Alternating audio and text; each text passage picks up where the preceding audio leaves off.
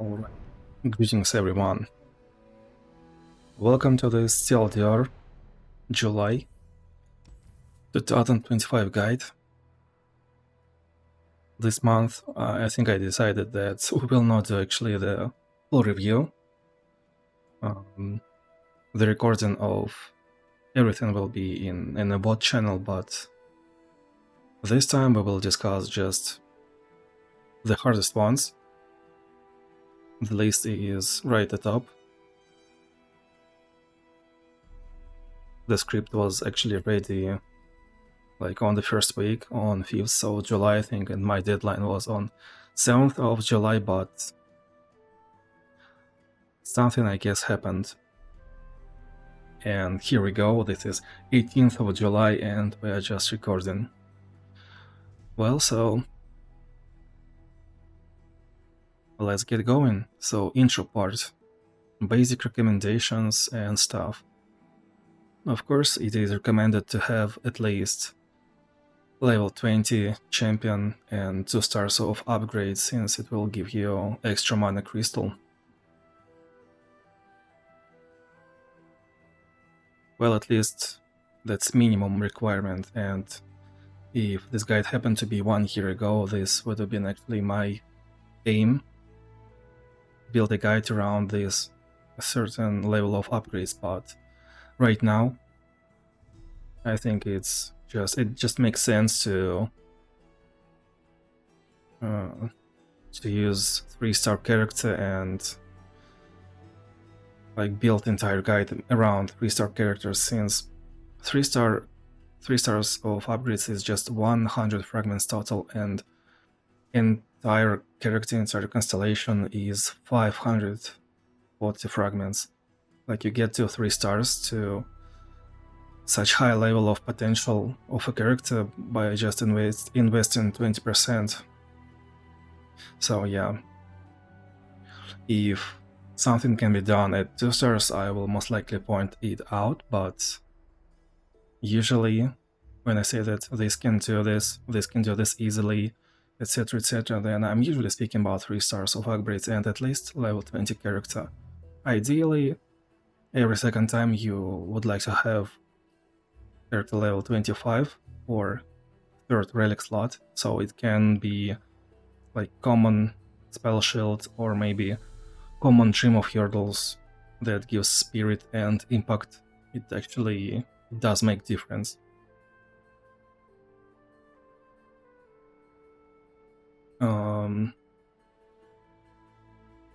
The guide will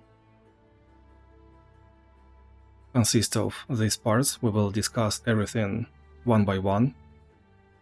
Sometimes when things overlap, I guess I will try to give perspective of this special rule, and later, if this challenge happens to be seen again, then I will give perspective from that special rule that we're discussing in a moment. And garde is pretty generic, trick of the light is pretty generic. Trick of the light I will actually give like 20 characters right away.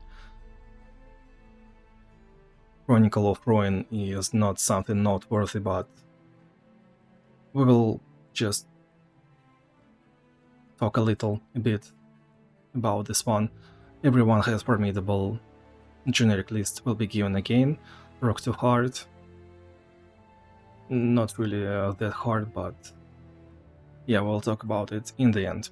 And couple of challenges that are not following these rules, but actually let's do it this way then.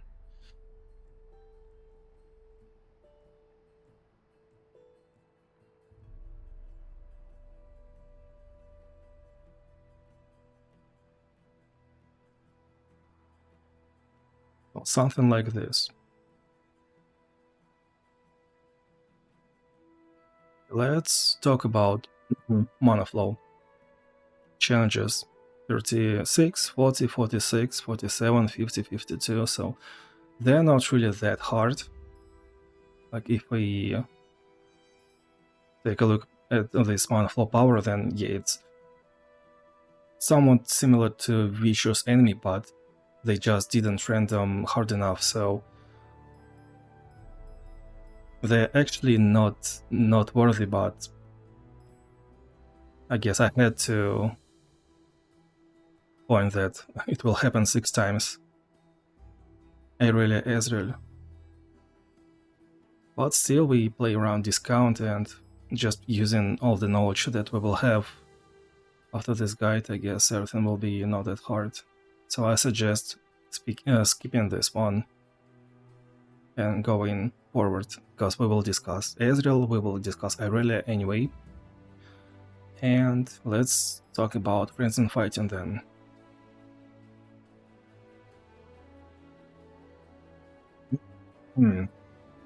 So our units have +2/+2, but take 2 damage in the end of the round. And just like mercy killings, that kills all damaged units. These special rules will trigger before regeneration works. Which means that, of course, regeneration is still pretty good, but if you are at 2, do not gamble like, what if my regeneration happens first? No, it will not. It is strict that regeneration happens after this special rule. Only the strong kill everyone but strongest unit. That's not worthy, that's for sure. Sovereign's domination will be discussed as 55, 56, 57. Not the hardest challenges, but it's actually not worthy. Beyond Mere Flash 3 times. +1/+1 for each keyword. I think it didn't happen to be hard, but I still had to point this out. Blinking Flames 3 times. Well, usually this is just buff to our units, to our game plan, but like maybe this power will enable even 2-star characters, just in case. So we can use something that is not that upgraded for this one. Demacian My 2 was actually kind of hard. This month there was one challenge that was challenge number 69 is among top 5 hardest, I think, this month. Mortal Marks happen to happen 3 times, and it's actually really easy. It's an epic variant.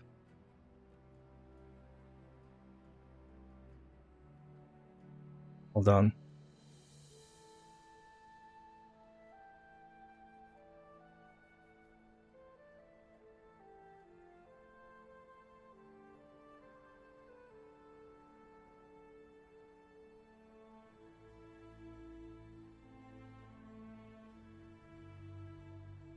That's my little helper.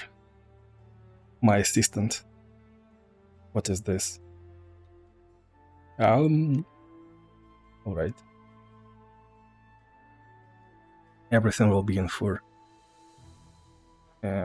Please do not press this button. So I was talking on Mortal Marks. This month is actually pretty easy. I just wanted to say that this will be easy this month. If you happen to do Mortal Marks last month, they were legendary. And, well, to me, last month was easier. Like, last month was probably 6 out of 10, this month was probably 7 out of 10, just because I feel like I'm a little bit over-prepared for Mortal Marks. And someone who has different collection, like less of upgraded collection, that person will probably feel different. It's just a matter of experience and the way you feel about being... How do I even put it?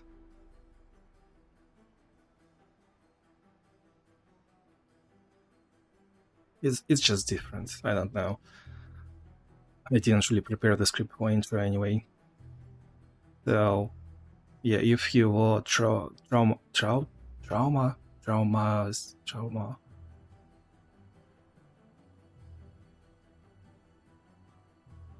and garde. And garde is usually not that hard, but this month 24 is definitely not worthy. 39 is actually pretty annoying too. 64 should be the easiest one, if I recall correctly. Next Trick of the Light, we will give a huge list. This should be a 1 per hour mod. We will do it. Usually it's a comedy, but it might happen to be terror and horror. We'll try to fix it.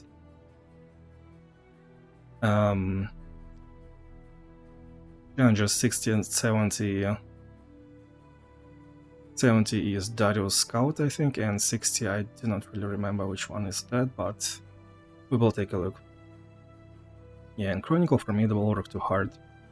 Okay, now we actually go to frenzied fighting, so there are different perspectives on how to look at frenzied fighting. First, you can look at it as it is just extra stats, +2/+2 for your units, and you can zero crush enemy using these extra stats, just as if it is unstoppable force, but you have to implement mass overwhelm somehow, in some way, just because unstoppable force does give overwhelm and this one does not. If you want to rush, then you can use Gwen, Diana, Alice, Jax as the best rushers that kill within 2 attacks. You can also use Crown Guard Inheritance, level up rally. It's really good on Jax, it's really good on Gwen, it can be used on Alice. Well, just, I'm not saying that it's good on Alice, but you can actually use it since your level up triggers at round start. And if you can do this in a very style points way, fashionable way, just like if you're playing KL2, that you can level up on enemy round start, and you will do extra attack. Against frenzied fighting, it's also really good to use Corrupted Star Fragment, since your main character will get extra stats and it will stay on board for longer. It will be harder to remove it. You can get Spell Shield from Common Relic, and then you can actually steal another Spell Shield from the unit that you are killing, sacrificing, right? You can get Tough, you can get Regeneration. It just helps to be sticky on board. And of course, it's just a very generic recommendation to use Tough or Varmok's Armor from Relics on a common slot if you do not need Spell Shield. Another option to fight frenzied fighting is to use scaling on board. Like, I'm currently forcing lately one meme variant of Berserker's Buckle.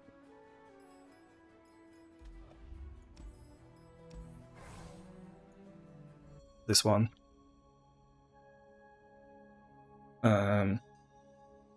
Every time you take damage, you get +4/+4, and if you use them by the stars, you will get Overwhelm and Regeneration within a couple of rounds. This actually works. And considering that frenzied fighting gives +2/+2, you never have to worry about surviving first to damage. Like, if you're new, and if you do not know how this works, this counters Misfortune, this counters Caitlyn, this counters some other encounters too, just this one rare relic. If you have two, why not? All you have to worry about is giving Overwhelm or maybe Spell Shield against Shadow Isles and Ionia.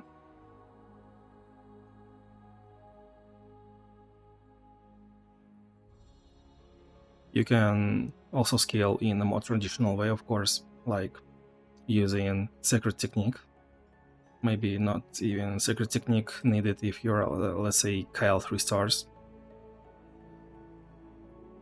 So if this is an easier challenge, then I would say that Ornn is a pretty good. I might actually try to do certain tier list. It's been a while since we did one. So yeah, if this challenge happened to be early, I mean, speaking in a generic way, against frenzied fighting, if it is an easy challenge that happens early, you can use Ornn. And with Sacred Technique, you will scale plus a lot. I mean, just enough. And this way you will use a weaker character to get challenged. If Ornn is not enough, then sure, it's much better to use Kale in the very same fashion. There is like one problem in using Ornn. If you do not feel like using Jax to rush enemies down, if you feel like you want to use Alice or Diana or Gwen, then actually Jax can be simply better than Ornn. His Combat Cook gets regeneration at, I think, level 18 or level 21 of Jax upgrade, and it just makes Jax better. You will scale on attack, you will regenerate. Jax can be put on board early, and if you have this Berserker Buckle, you will just scale. There is Overwhelm. If you have Beast Within, then everyone will have Overwhelm, since their archetype is Weapon Smith. That's a viable subtype that will give +1/+1 too. Yeah.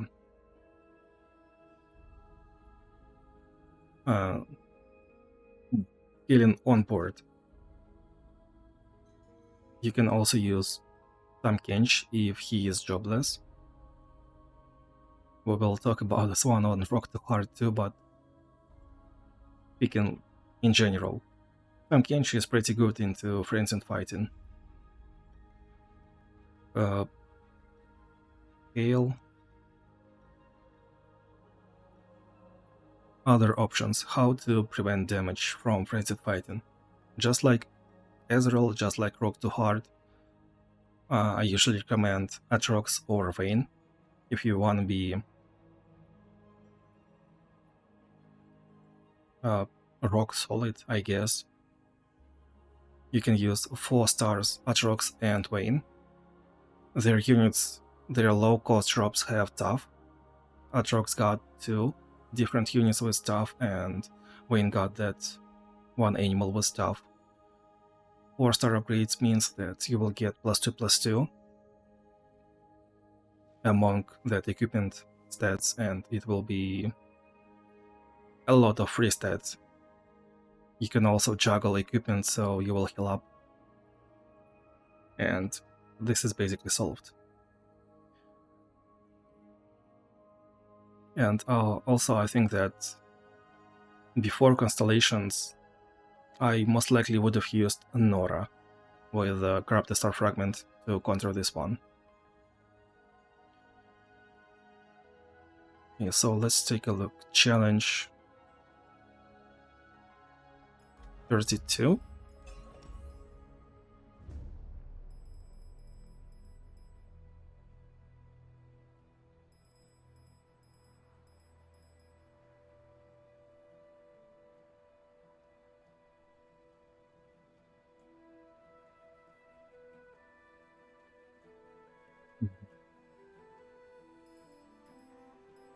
So here, speaking generically,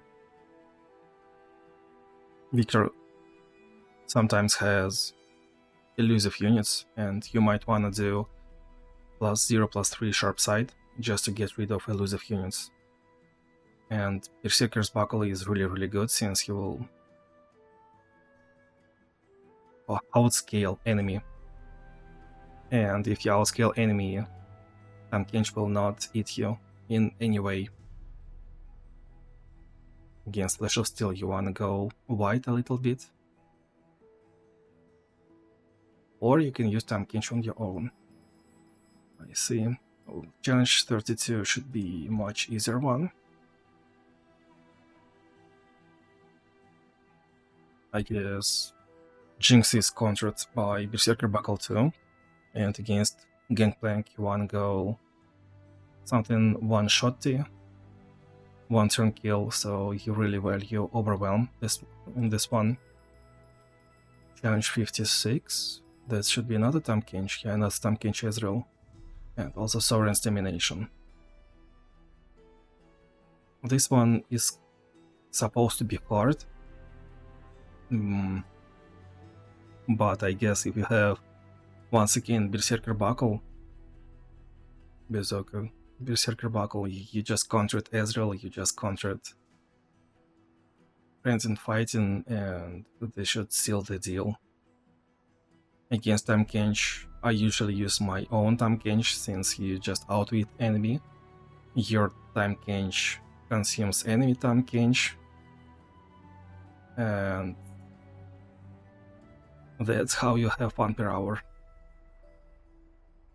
Only thing to play around is Ezreal's swap bot that swaps stats of units, which means that you wanna have, just like on previous challenge with a stun weakest unit,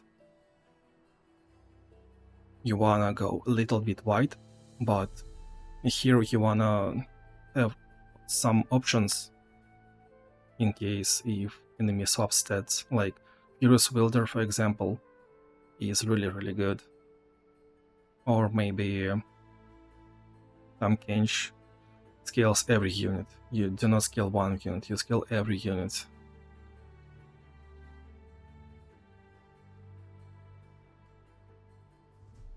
I also think that you do not really need 4-star Aatrox here, like 3 stars Aatrox might do it. You will just out-heal Ezreal's poke and it should be good. 4-star Vayne should be good too. Sovereign's Domination will be discussed later. What next? Only the Strong.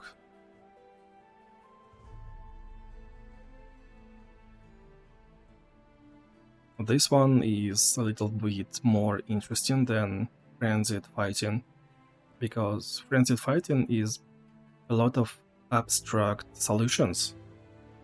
Like, you can have an abstract plan, you can follow that plan and just outwit and outskill your enemy, but for Only the Strong, you really need to be more precise, as every mistake can be more crucial, and this shrinks the choice.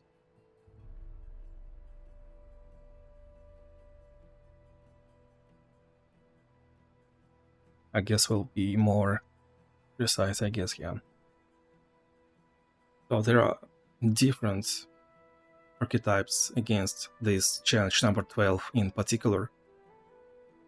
First, and the most obvious one, is Epic Relic Strength of Stone, which means that we countered the Creeping Frost, round start Frostbite, and we only care about Only the Strong. For Only the Strong, we need something to scale our strongest last standing unit, and usually I use Garen on weaker challenges. I think 1 month or 2, no, in May, I used Garen exactly against that. We actually lost 1 fight, but next one was a win. That was an unlucky one. We didn't either we didn't draw Garen, or something else happened. Like, he got a couple of Zeds and recalls, and it was really naughty. So, how to scale one unit? Garen is pretty good if you have Strength of Stone. Kayn is pretty good, you will also heal up, and Kyle is really good too, since, well, that's obviously, she will just scale your health, and you will always grow in stats really fast, and you do not even need any other units. And even if you do, you will just play another unit that will already scale it up by Chaos 3-star upgrade. You can also not really play around board control, that's already a second archetype. You can play just any.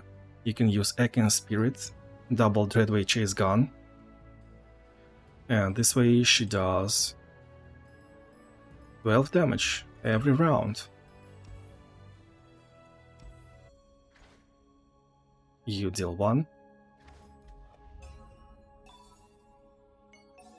You deal +2, which means 3. 4 times, that's 12.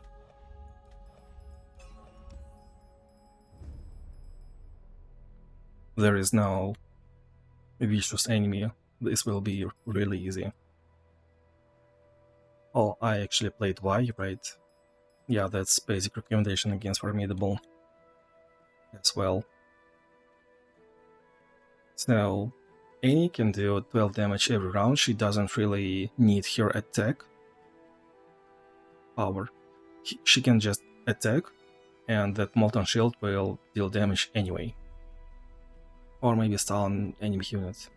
Also, you got Death Hand just in case, and when you play another unit, Annie will die because of only the strong. So you do not even need to solve how to kill your own Annie.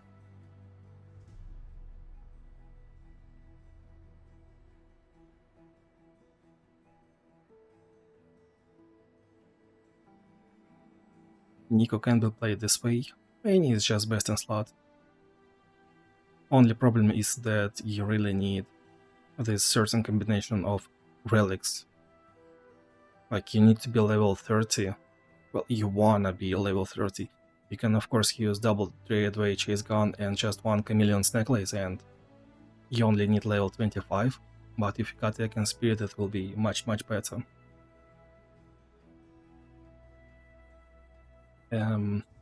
What else? Not really playing off your own board, you can use Fiddlesticks.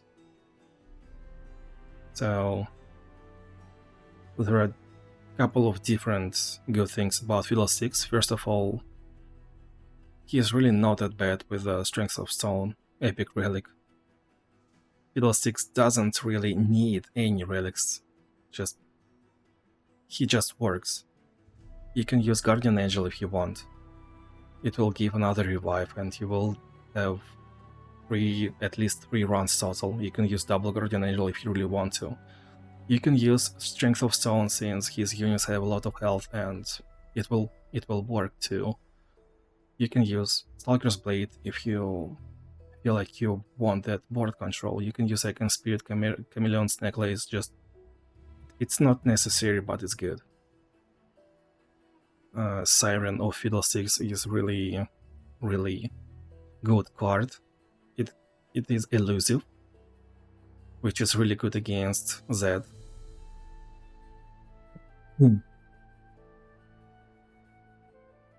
It synergizes with Strength of Stone, mills a lot. Fiddlesticks 4-star power, disarmed, once again works really good against it, and it's not that bad against Kai'Sa too, because Kai'Sa early game just plays usually Pora, Voidlink, like in any combination, and you can prolong this battle by up to 4 rounds easily. It makes difference. And also Fiddlesticks got 1 drop that got Shadow Totem on level 21. Lurking Nightmare got Shadow Totem, which means that enemy summons Zed. You play this 1 drop as a defense, you sacrifice this 1 unit, and you already solved round 1. Good. There is also another option. Just like in Chronicle of Ruin, you can use Explosive Finale for star upgrade of Vex and Jhin. Only the strong.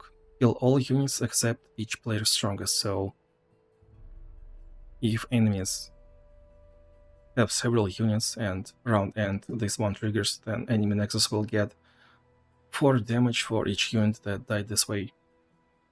For each enemy unit that died this way. Jin is also not that bad if you have Riptide Barrage, Riptide Battery.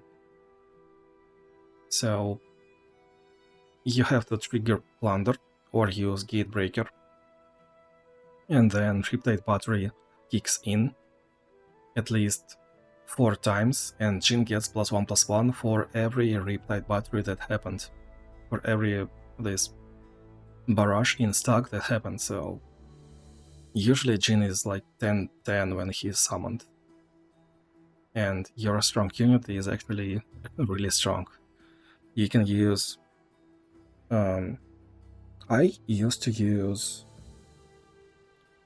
Riptide Battery twice and full build, so Jin instantly levels up.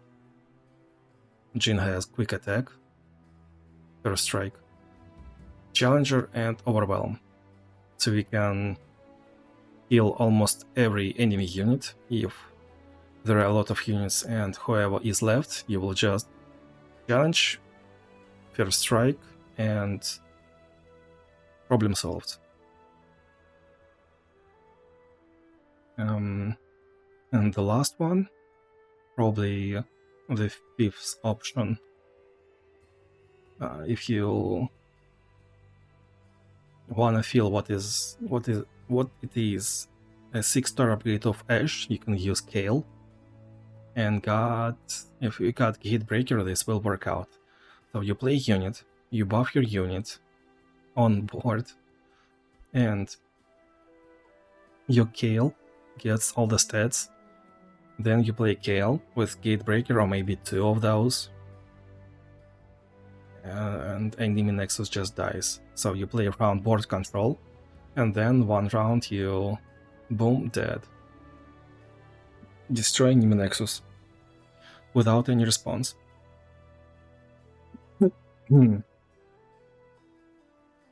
I also got a very spicy option that I really wouldn't use it myself. I guess I could, but that's way too spicy even for me. So Tryndamere with Guardian Angel. Only the strong might want to kill Tryndamere. Will not happen, he will level up, and then again, and then Guardian Angel will proc. And if you have Chemtech Duplicator, you can summon even more Tryndameres, and Guardian Angel will proc every time. And if you got, let's say, Stalker's Blade or something like that, then, well, this can be fun. It just takes time to develop. If you are at 4 stars, then you will definitely have time, but, well, I don't know. There's one also extremely spicy variant of using Thresh that I probably did once. I don't think that was monthly challenge, that should be just a weekly adventure, so Thresh can work. Every time unit dies, that one unit that is the last man standing, it will get so many stats and all the keywords. That's pretty nice.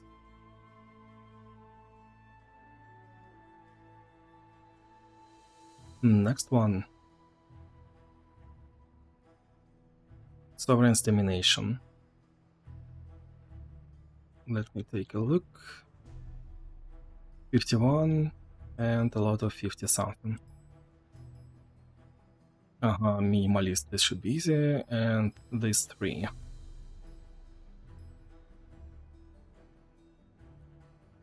Yeah, 57 is the only challenge, and probably. So usually this mod, it can be disruptive in a way that, oh my god, I don't really want to sacrifice anything, what, just let it hit your face, do not trade a unit. Like, at this point, this is just skill issue. That's it, right? Also, Sovereign's Domination is not as bad as After Image, a legendary variant of Sovereign's Domination that happens to be on Challenge 69. Sovereign's Domination. We gotta take a look at wording.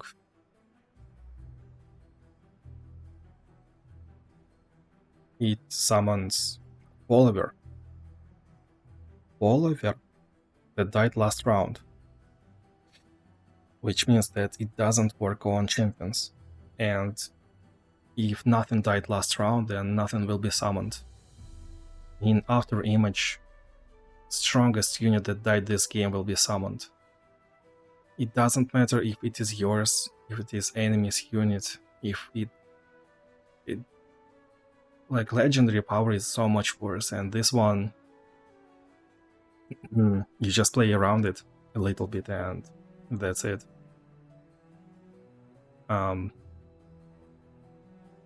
If you have Oath of the Guardians that gives you a lot of champions, then this will work out.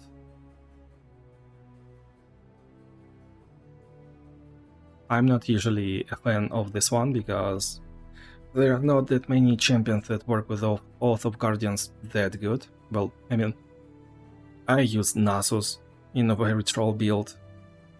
I use Elder Dragon in a very interesting fashion too. You can use Nyla. You can use any low-cost champion with Oath of Guardians and double star gem. It will work. It's just not the best.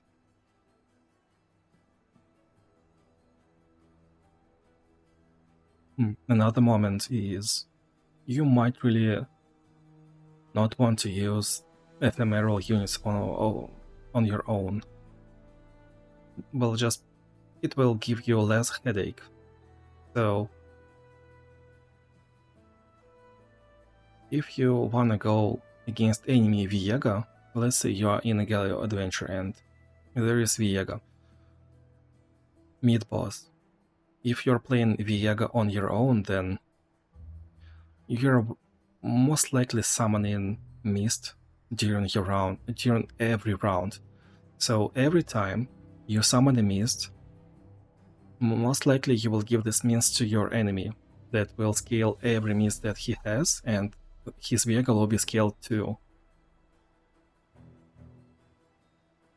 That's a lot of free stats. So just against Viega, this is probably really not smart.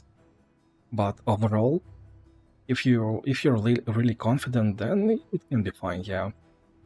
But generally speaking, if you're under upgraded, then playing ephemeral units it's already a little bit bold option. And should I say that, I guess I've already pointed it out that Sovereign's Domination is just usually a skill issue. You can use your health as a resource and just do not trade. Like, keep in mind that if your unit dies, then it will be revived on enemy side and it will trigger all the on-summon effects. If that is a weaponsmith, then enemy will have equipment for free. Well, not like for free, but this unit will be resummoned with improvised equipment. You might lose, like, if enemy attacks and you trade badly, you might do bad attack on your own. If you're unsmart during attack, if you do not use Must Change your Relic, then next enemy round might be oppressive. Just you have to be vigilant, mindful about what's happening. Okay, challenge number 51.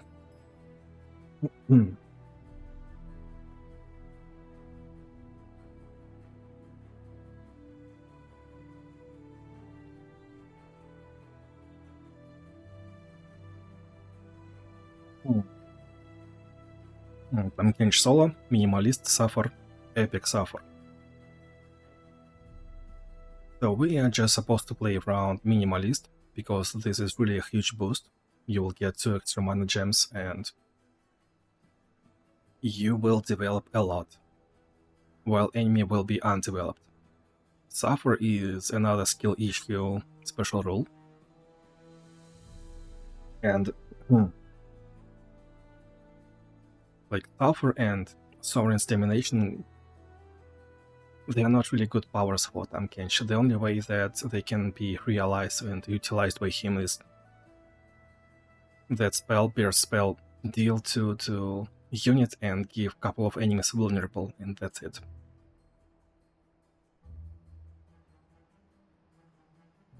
Tankench might also outsmart by healing his own unit, I guess. But once again, that's more of a skill issue, I think.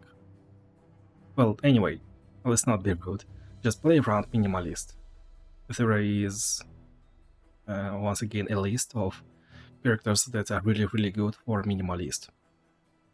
I usually suggest Atrox. He is a exceptional generalist.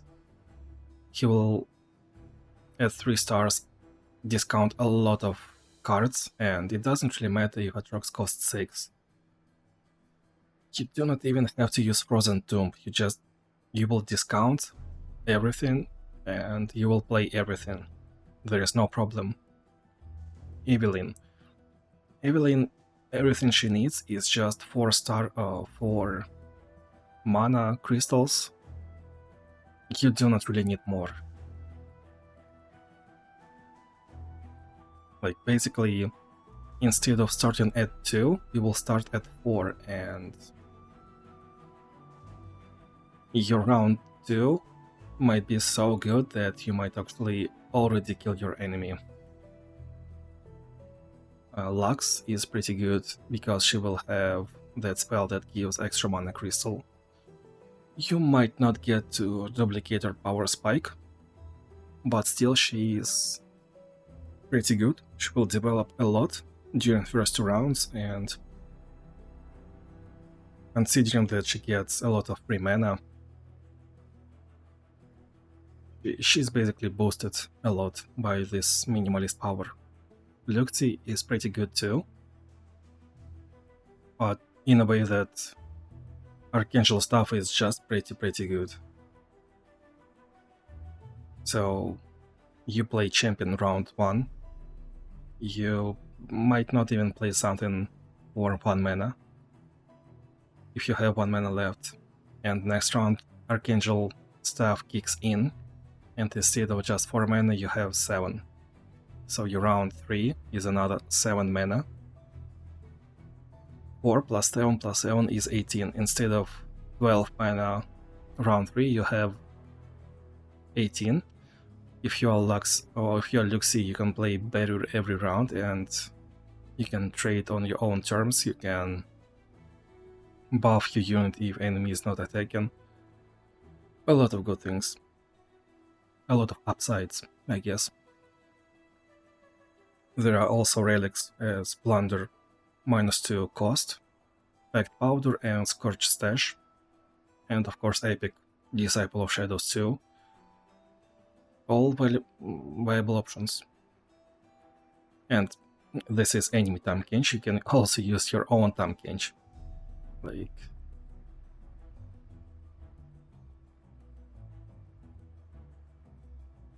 Usually Tankench against Tankench is a pretty good matchup. You will devour enemy and nothing he can really do.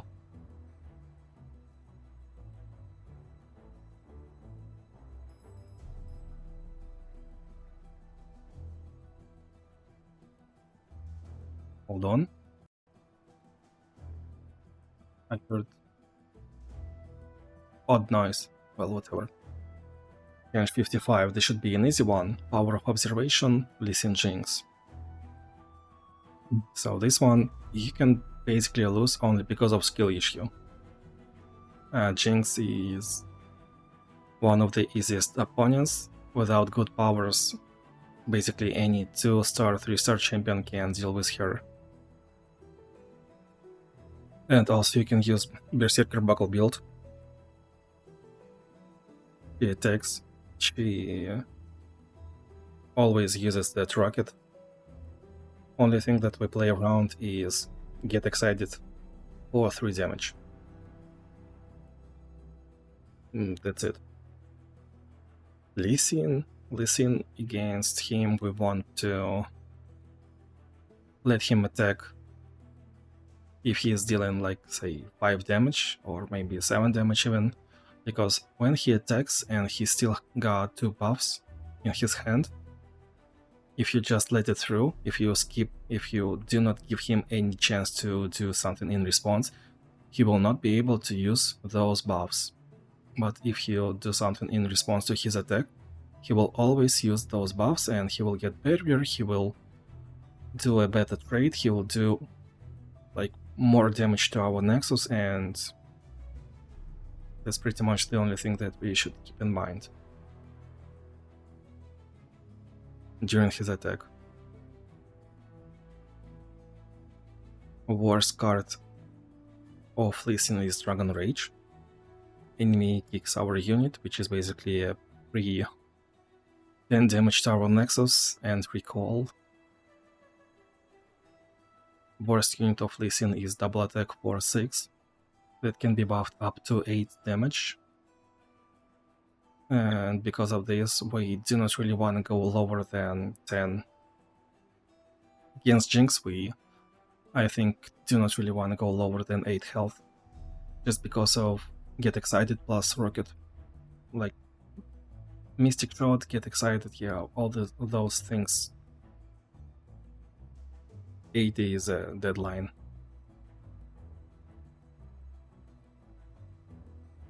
Oh, and also do not overcommit playing against Lee Sin.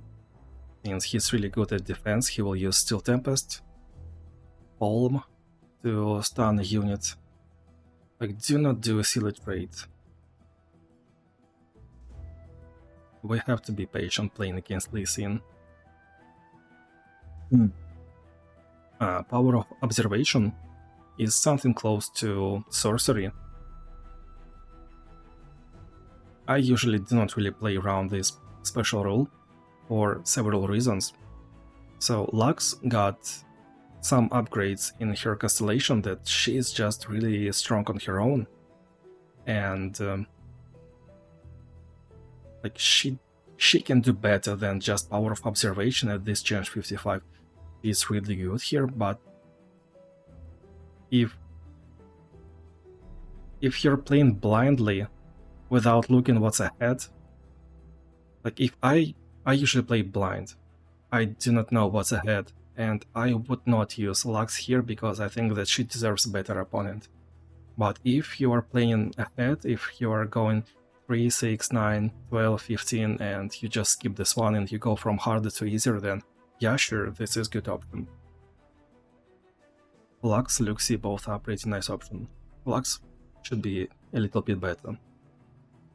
Heimer can be pretty good too, but, well, I do not really enjoy playing Heimer.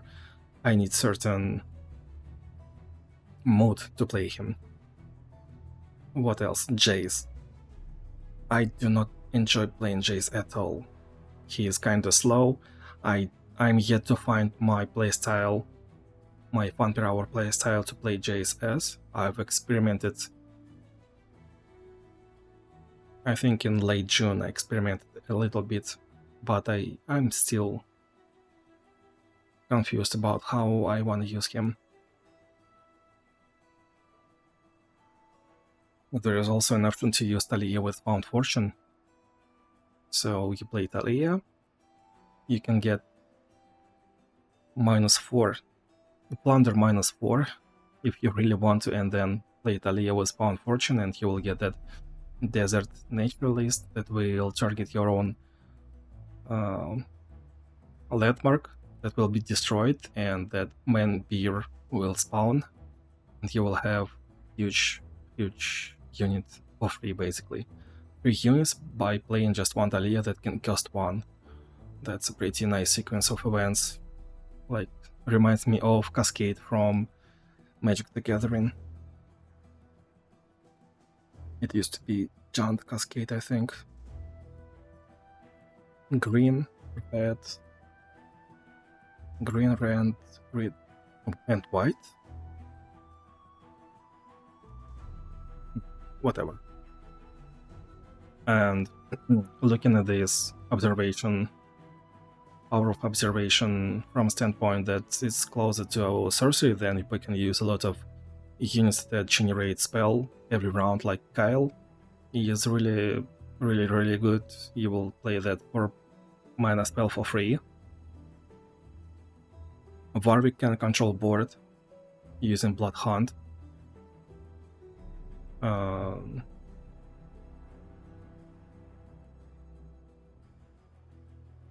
I guess if I was playing Kale, I would really want to use Spellfield, so...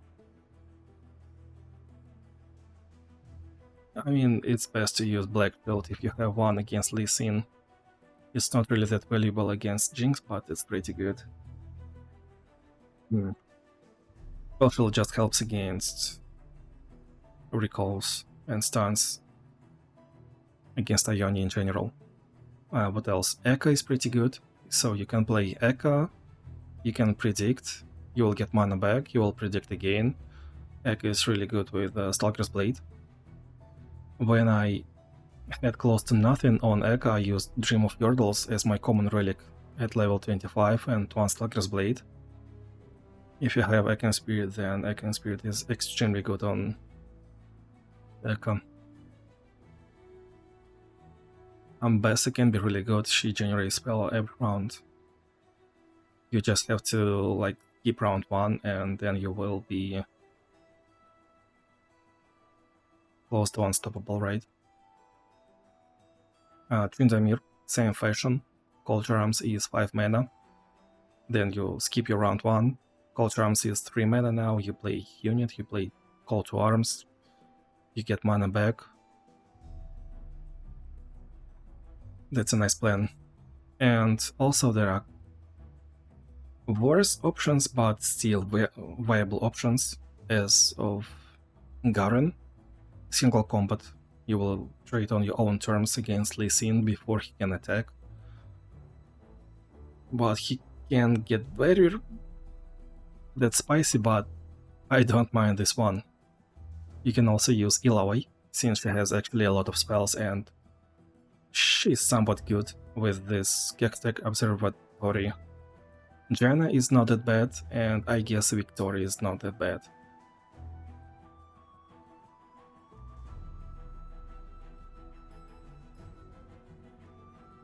Challenge 56. Frenzied Fight, and we have already discussed this one. So I'll try to give another perspective on this one.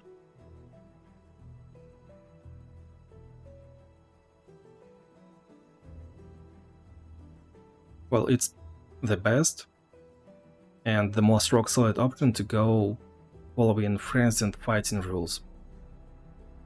But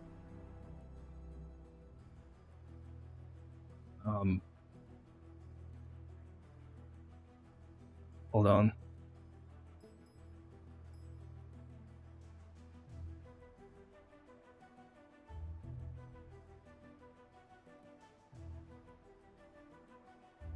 Well, Tampkin Chezrel, I guess we have +2/+2, and they're not really scaling that fast, so it should be fine to use ephemeral units in this case. So let's say you're playing Viega once again. There is no Viega in enemy, so you will not scale enemy miss, you will not scale enemy Viega. You will have +2/+2, so your mist, usually you summon 2 every round. Your mists will be, instead of 2 round 1, they will be 4/4. I would say that instead of 4/4 round 2, they will be 6/6. This is where it actually matters, and if you have Crush, you will just go through. You will just go through. Same if you play Misfortune, if you have Yip's Genius especially. I just want to say that you will, in this case, outscale if you have Mass Overwhelm. your monkey, instead of 2-1 that you will give your opponent by Sovereign's domination rule, your monkeys will be +4/+4. And this kind of changes everything. You might want to be 3 stars, you might want to be even 4 stars, but in this case, in Challenge 56, this will work. If you're at least somewhat confident and that upgraded, then it can be fun, it can be good. And kind of following this logic, I would say that actually Kaisa can be not that bad too, since her units get a lot of free stats from Evolve. So if you are 3 stars, you will get Evolve +2/+2, Frenzied Fighting +2/+2, and because you have several keywords, you will get another +2/+2. Even if your unit dies, then enemy most likely will not trigger that Evolve. He will not use that 3-star upgrade of Kaisa. Let me actually...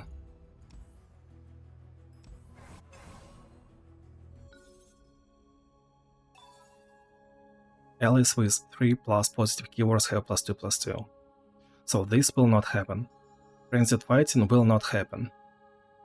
And Evolve will most likely not happen too, which means that your units are +6/+6 compared to enemy units.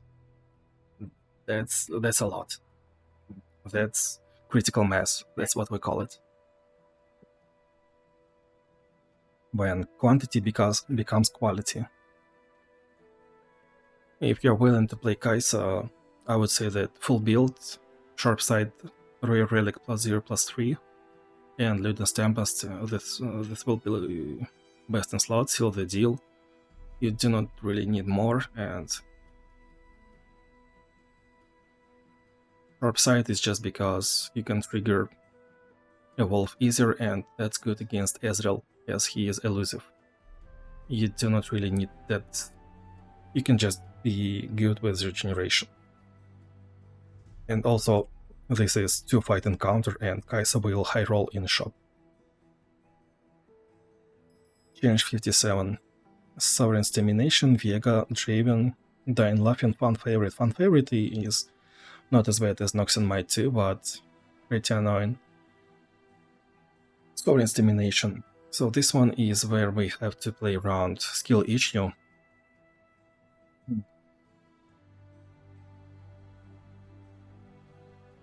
Dying Laughing... Dying Laughing is a 0/10 creature that definitely helps us to protect against enemy overwhelm. Which means that, yes, enemy Vega will do like 3, 5, maybe in his best scenario 7 extra damage to our Nexus, but we will be protected against enemy fan favorite overwhelm, which can give us 2 more rounds to develop. That's actually good. Against Draven, you most likely want to attack second, because Draven is summoned at round end, and this way his strongest rounds are at least second round. If you're attacking second, then enemy Draven will attack only on round 3. This is best. This vicious enemy encounter definitely has several solutions.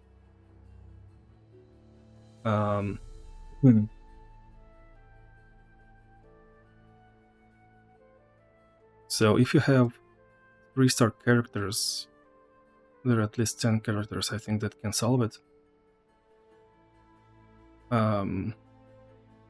Morgana can be somewhat good.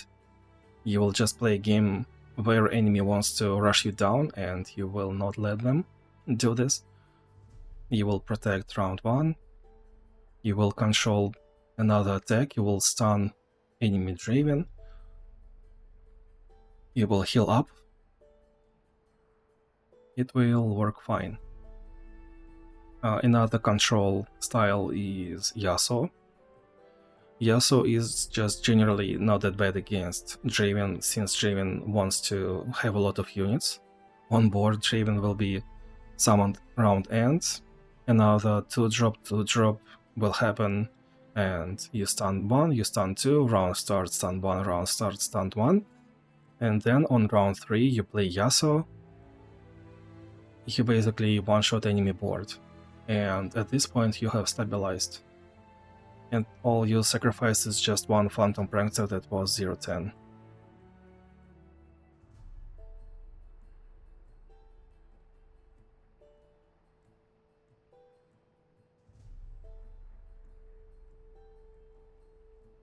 Lux, Luxie, well, might be about above average, but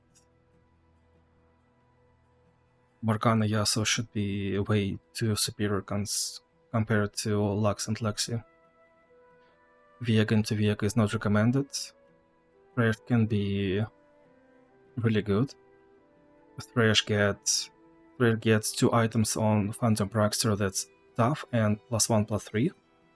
Let me check actually. It was yesterday was the patch where Thresh got his constellation, and I'm yet to look at this one.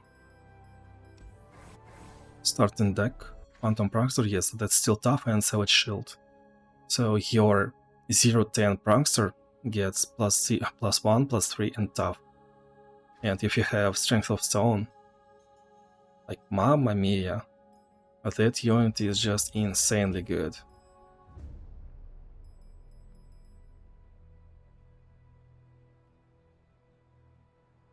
And that's pretty much one of the archetypes that I could recommend. Another archetype is pretty obvious about, that's all about Arm to the Teeth pair, Vayne and Atrox. If you have them at 4 stars, you just give equipment to this Phantom Prankster, and if you have Spatula, then Phantom Prankster will be +5 plus... he will be 514? Really? Round 1, 514? Okay, buddy. If you are Atrox, then you pretty much do the same. You will just heal up within a couple of rounds. That's good. And another archetype is playing, well, that's close to this one. You play around Phantom Prankster, you just buff him. Not through equipment, but through spells. So if you have Sacred Technique, you can play LeBlanc. You can use that resolve for +3/+2, which will be +6/+4 for free.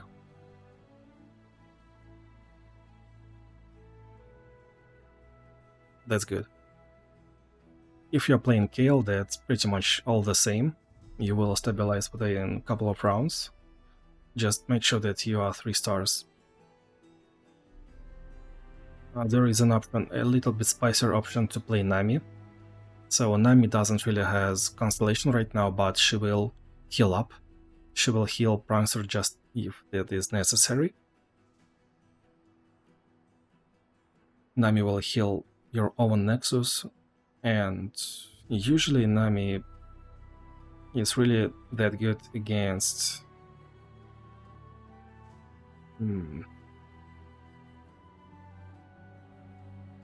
I'd say she's good against Viega in monthly challenges, since Viega is just easier than in Galio Adventure. He doesn't really have Spell Shield, he plays for some reason differently and worse. I might be pretty confident picking Nami here, but I also have her at 3 stars, level 30. I can Spirit. You can use either Spell Shield or Guardian Angel or Archangel Staff or Duplicator. I would use... or Generous Counterplan. I would most likely use... Eking Spirit, Grand Generous Counterplan,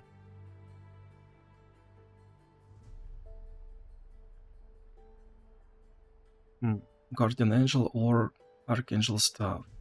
Probably not Duplicator since we want to stabilize earlier. But we also can high roll in the shop, that's a skill too.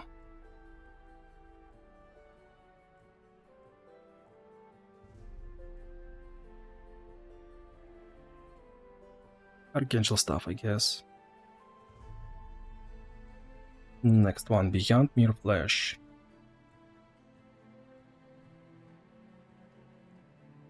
43, 54, 67.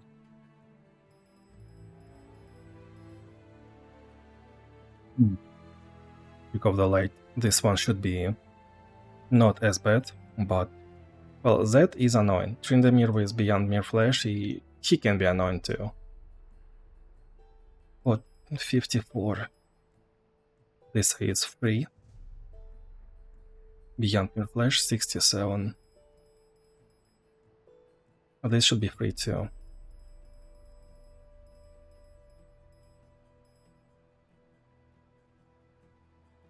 So, on paper, this Beyond Mere Flesh is just a stat check. Enemy units will have a lot of stats. Well, they are supposed to have a lot of stats, but it appears to be that if you saw Kaisa with Beyond Mere Flesh, then nothing else is actually scary with Beyond Mere Flesh. You just look at enemy units and, well, that's elusive +1/+1. That's quick attack +1/+1. That's worse than demacian might do. That's overwhelm +2 +1/+1. That's it. And you call that a legendary evolution? No. So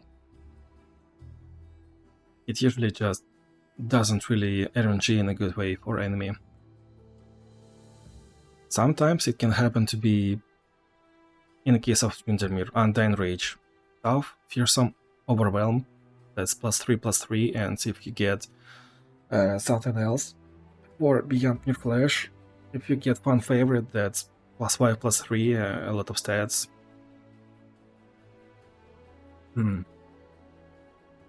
Usually I would say that these encounters are usually... I'm sorry. They are better to be controlled than brute force through. Especially against Zed and Tryndamere. Oh, I forgot to speak about Caitlyn in one of the encounters.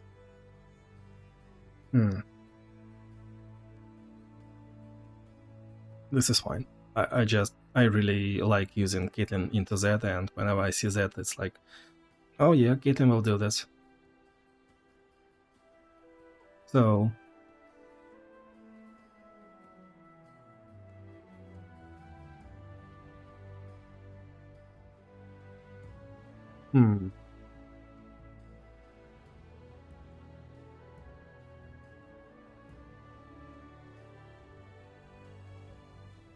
do I want to talk about Trick of the Light in this challenge?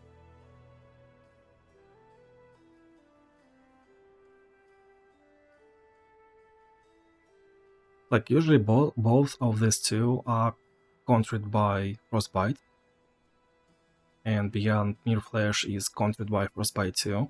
If you have Ashe at 3 or preferably at 4 stars, she's fine. If you have Tryndamere here, he will be extremely good too, because of the Trick of the Light, and 4 star of Tryndamere is Frostbite, the first enemy that was summoned this round, so you get a lot of free health.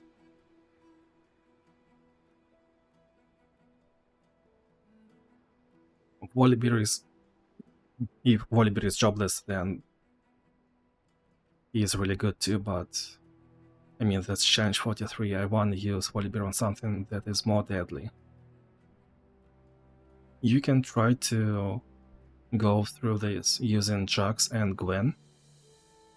All you need is Mass Challenger, and preferably you wanna use Spell Shield or Black Shield. Gwen doesn't really benefit from Mass Challenger and Black Shield because she wants level up Rally, she wants probably Cartesar Fragment, she really wants either Big Guns or Luden's Tempest. I prefer Luden's Tempest just because you can high roll Shadow Totem, especially in a 2-fight adventure.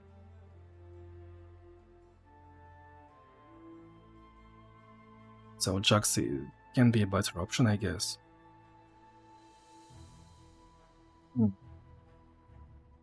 That can be easily countered by Stalker's Blade if you pay attention to his stats.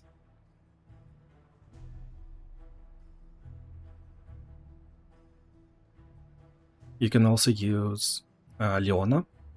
So Leona's stun. Leona has Bird with a stun. Leona has Leona with a stun. You can prolong the fight. You got Phalanx as a 4-star upgrade, which means that it doesn't really matter that enemy has a lot of attack, you will just barrier and protect and nothing will happen. And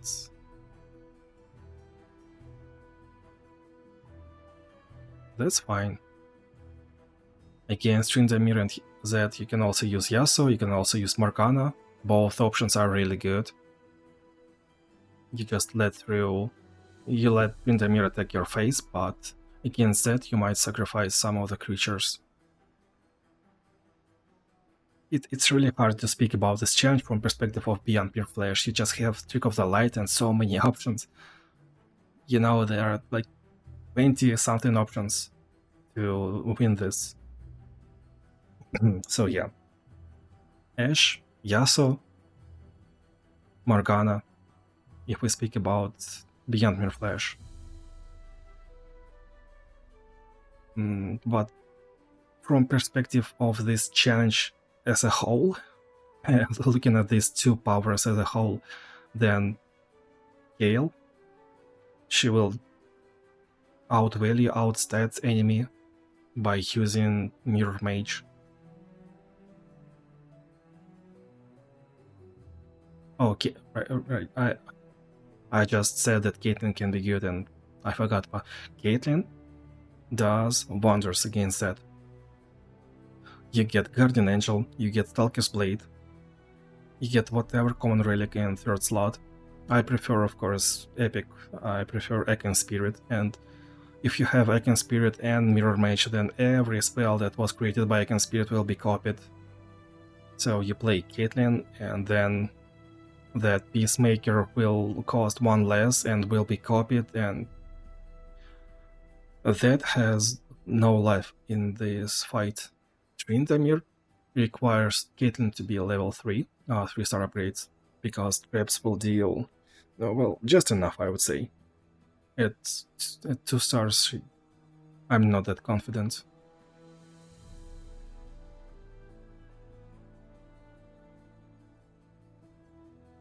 Jhin can be somewhat good.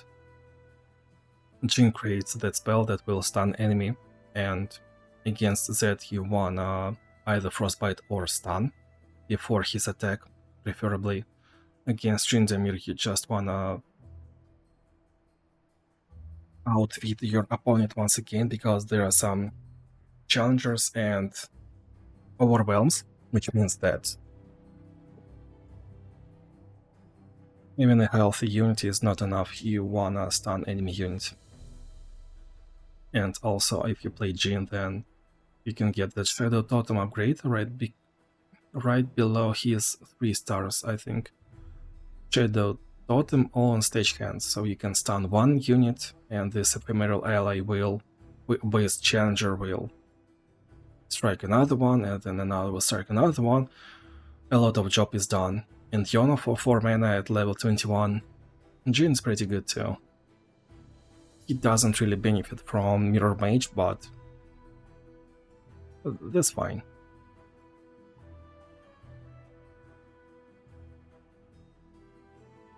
Let me look at my tips.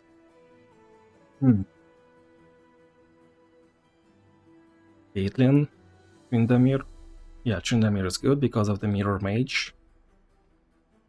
Tryndamere outside of Thresh Adventure is actually not that scary because of that tomb. Yep. Heal is pretty good. Ambassa is pretty good too, yeah. So you have Mirror Mage, you play that Ambassa spell on Mirror Mage, then you have 3 Mirror Mages out of the blue. They were 0-8, and then they get +3/+3 every one, 3/11. That's pretty nice, although you might block with Mirror Mage round 1 against Z, that's for sure. I would say that Black Shield is actually valuable, yeah. So Tryndamere has Entomb for 5 mana, and that has Will of Ionia for 4 mana, that's a recall. So Spell Shield is pretty valuable here, yeah. Considering there is Mirror Mage, then you can use Victor. So Victor has a lot of created units that will be copied, a lot of created spells in a way, and also very, very valuable point that Victor's spell, Aftershock, that deals damage is 5 damage and instant burst speed. Like, there is no way, unless you have manaflow, to play this spell early, but it kills that, even with Beyond Mere Flash. So that makes difference. If you want to get things spicy, you can use Ornn. Well, Ornn with Sacred Technique, with Mirror Mage. This is like +5/+5 every round, right? That's close to repetition. And of course you want Black Shield. And because of the Trick of the Light, you can also use Annie and Nika. If you want to play Annie, then you want Ekin Spirit, double Dreadway Chase Gun. If you want to play Nika for this one in a Spellburn fashion, then you want Ekin Spirit, preferably, and Dreadway Chase Gun and Luden's Tempest. So you can play Nika for free. You play that spell that will be copied due to Ekin Spirit and Mirror Mage. Every time Nika is summoned, you will get Dreadway Chase Gun. Every Nika gives you +1 spell power, so do not use big guns, use Luden's Tempest. And this way, Nika is already better than Annie. I used Annie because I know that you can control board, but I just wanted to show that Burn is good too. I'm usually not using the best of slot units, unless it's really hard adventure.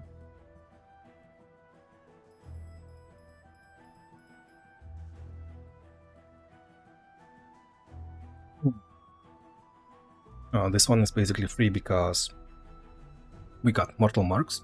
When any player summons a unit, set it health to 1, so you can just AoE enemy.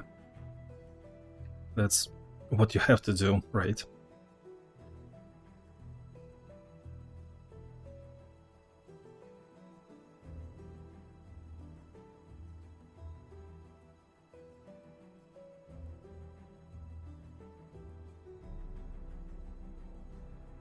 Also, Misfortune doesn't really benefit from Beyond Mere Flash.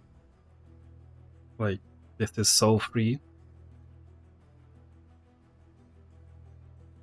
I guess I'll just say who can be picked.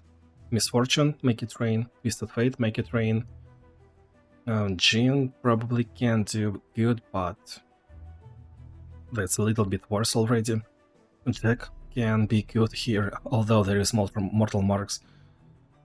Timo can be good. You can use Dart to strike enemy, to kill enemy.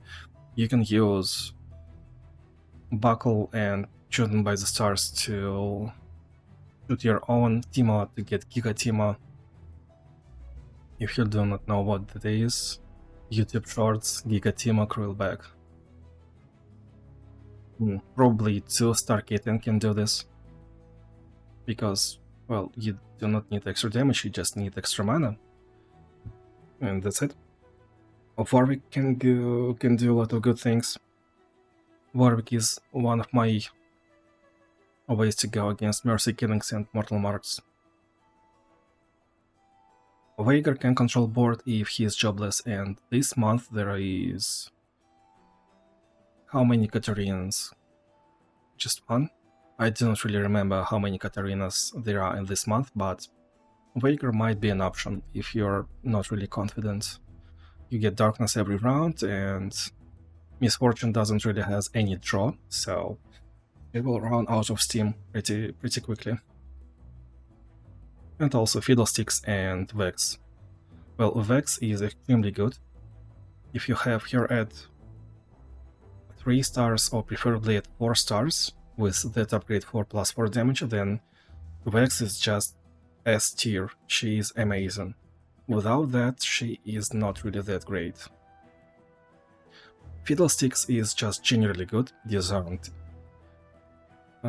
gives you a lot of free time against Misfortune, since she doesn't really have high cost units that will strike for a lot. She usually floods the board and that's it. Disarmed is really good. And Gloom. Give Gloom 1 Gloom to 2 units, means that 2 units will be killed. Challenge 67, Savage Mysticism, Beyond Mere Flesh, and Lulu. Well, Lulu has... Lulu. What? Bubble. Indian accent. Lulu has some elusive units, which means that it will be +1/+1, but I guess that's about it. We play around Savage Mysticism, we play around the fact that we will have like 5-7 mana within a couple of rounds. Right, round 1 is 3, then 5, then 7, and we can use Chemtech Duplicator round 3. Well, just because this is Lulu, of course, we want to use Oath of the Guardians on basically any champion like Timo, Nyla, Nora, Samira, of course, preferably. If there is no Oath of the Guardians, then we play around Chemtech Duplicator, just because of the Savage Mysticism. I love this special rule. Probably best and slow champions to play here are Tryndamere. You use Icon Spirit, you use Chemtech Duplicator, and you go through using just Tryndameres. Lux can be pretty good. You use, once again, Chemtech Duplicator. You doesn't really matter if your units are transformed into Squirrel, you will just buff all your units using for Demacia +3/+3, Chemtech Duplicator +6/+6, and you will pretty much one-shot enemy. Leona should be pretty good in the very same fashion, just if you have Found Fortune, then play around Found Fortune. If you do not, then at certain point you will just level up Leona, you will get her spell, then Chemtech Duplicator gives +1/+1 to everyone, and if you have Mass Overwhelm, then you will just go through for 50 damage and 1 turn kill. If we have something spicy in our mind, then I would say Lee Sin, if he is leveled. Once again, Lee Sin is good with Chemtech Duplicator, because he has that spell for +3/+0 or +0/+3 every round.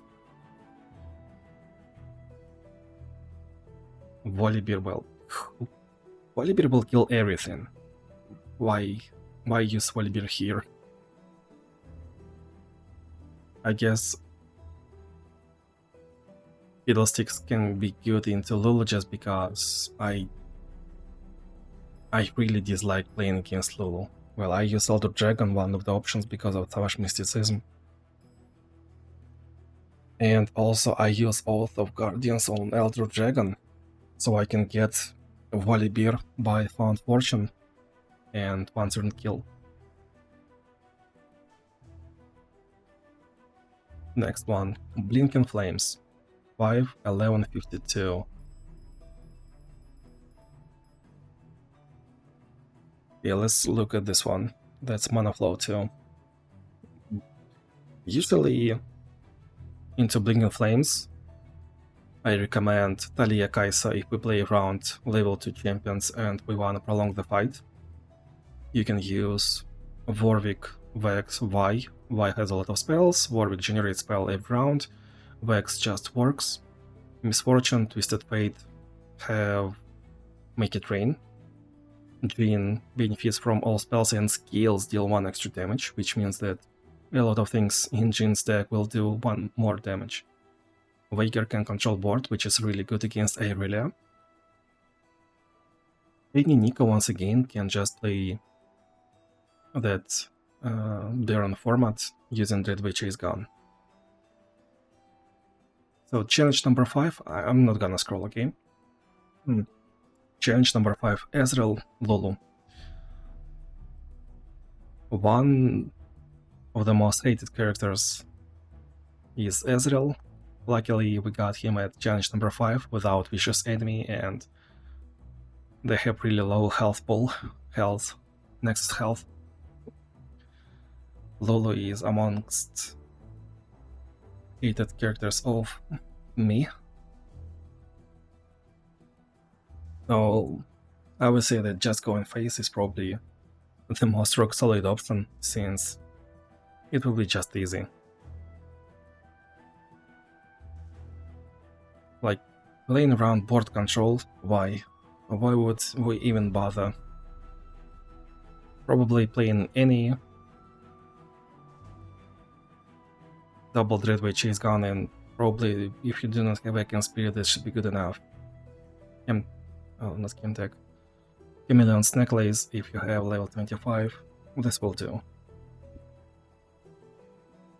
And what else? Among winning strats here, Twisted Fate, Misfortune, Make It Rain will control board, and you do not really need to scale everything, so you're basically playing around swap bot, and you do not really care if anything will be transformed into Squirrel on Lulu.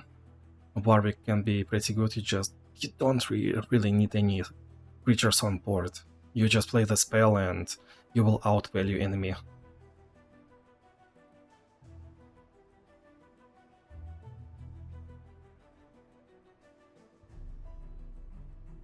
That's challenge number 5. Like, are you really coming here to face challenge number 5 to find solution for this one? This should be enough. Challenge number 11. Okay, I'll scroll to this one. I remember this one. There are like 4 rules. They should be Lingering Shadows, they should be Blinking Flames, they should be Fortification and Vicious... no. Ill-Fated Provisions, okay. So +1 and -1, right?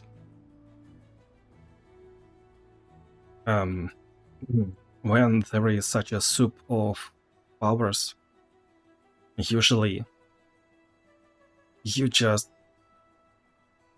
cross out one and do not look at it at all, in a way that if you wanna play around every rule and do something perfect so you can benefit from every rule, well, yeah, sure, there are a couple of options, but usually when there are 4 rules and you want to benefit from everything, it just doesn't really work out. It doesn't really work this way. Just do not really care about one of the powers. So,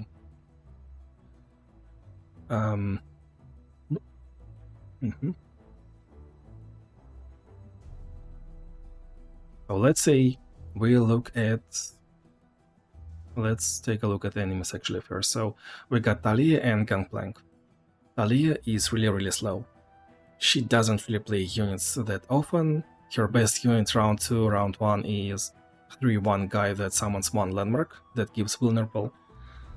But then she just plays Talia at 5 or 6 mana. Talia is usually level up instantly. She is 4-6 challenger, and she is throwing 3 snowballs, 2 damage each, and that's what we play around. Gangplank, we play around his Dreadway power that will summon or give him Dreadway in the hand, and that's it. Usually you just wanna one turn kill Gangplank and that's it.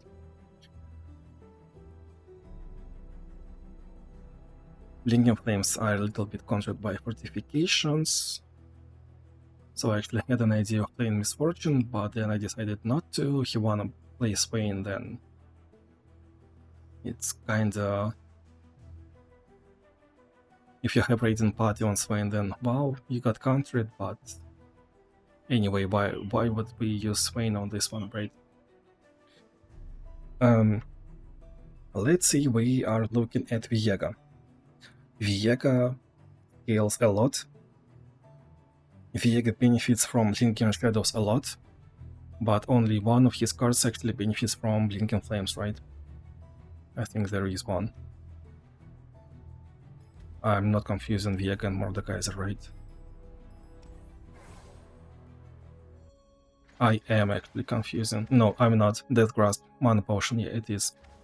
So you do benefit from Blinking Flames on Death Grasp, but it just feels bad. And do not feel bad. Just imagine there is no Blinking Flames for you. Imagine that this is power for your enemy. Blinking Shadows does good. Fortifications, you scale. You do not deal 1, 2, 1, you scale up to 6 damage easily.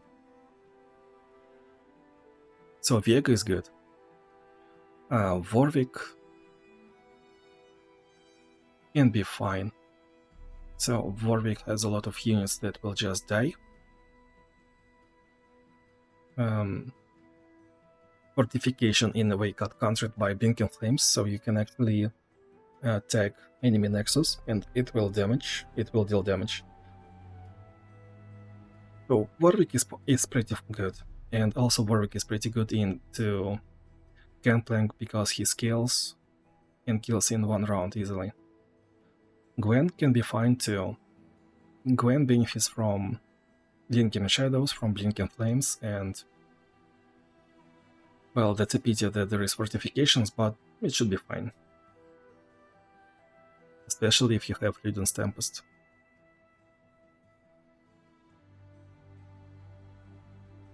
Do I feel like using Talia into Talia? I mean, Talia is another person that deals heavy damage. So she is just naturally good against Gangplank. She also has Tailroot in Overwhelm.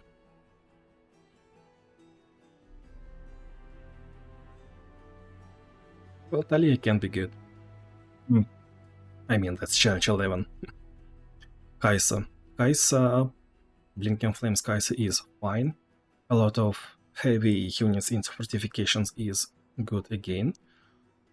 Lingering Shadows, well, Talia, Kaisa do not really benefit from Lingering Shadows, but if you feel like playing Shurima, yeah, why not?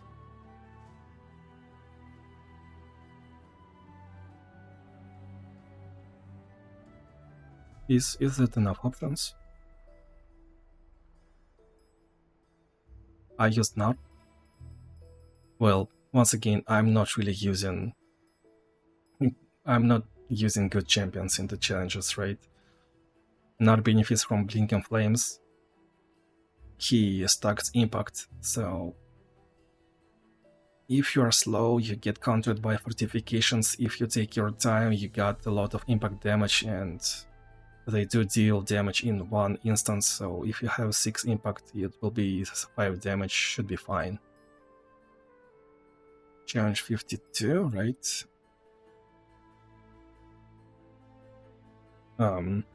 That's a meme 1, Irelia and Azir. Blinking Flames is here for us. Azir doesn't benefit from it, Irelia doesn't really benefit from it too. I would say that Azir is pretty generic fight. You learn how to play Azir in a Victory Adventure, right? Huh? Do you hear it?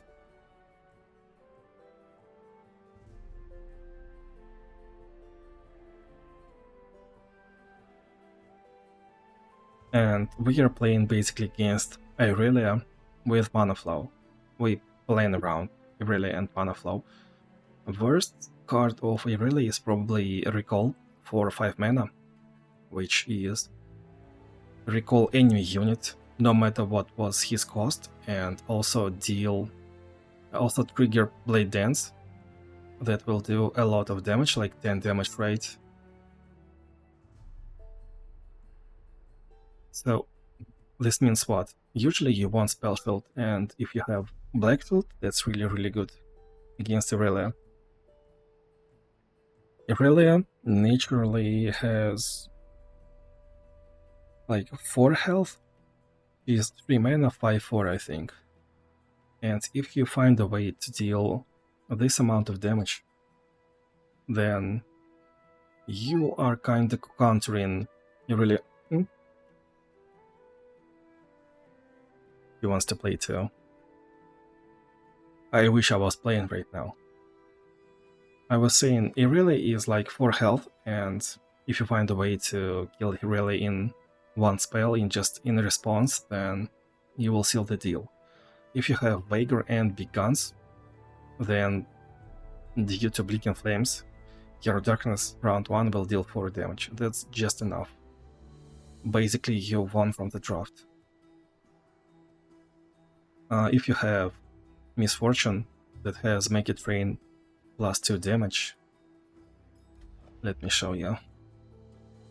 I'll actually show a lot of things right now. Make It Rain, Charging Sigil 2.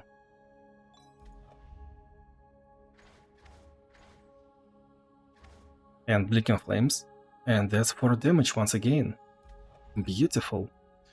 Also there is Darius, starting deck. Death Hand, 2 mana. Constellation. Death Hand has... yeah, I'm yet to upgrade this one, but... whatever, buddy. Death Hand, 2 mana, deal 4 to an enemy. A couple of months ago, I recommended Darius and Samira into Aurelia because there was discount for Noxus, and like this just counters Aurelia naturally. You mulligan for this, and this is solved. Samira has this one because she has levels, right? Charging Sigil 2, plus 2 damage, deal 4 to an enemy, and summon this body.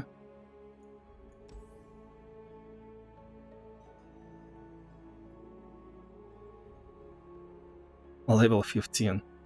I mean, Samira got a problem, it will be a 3 mana spell.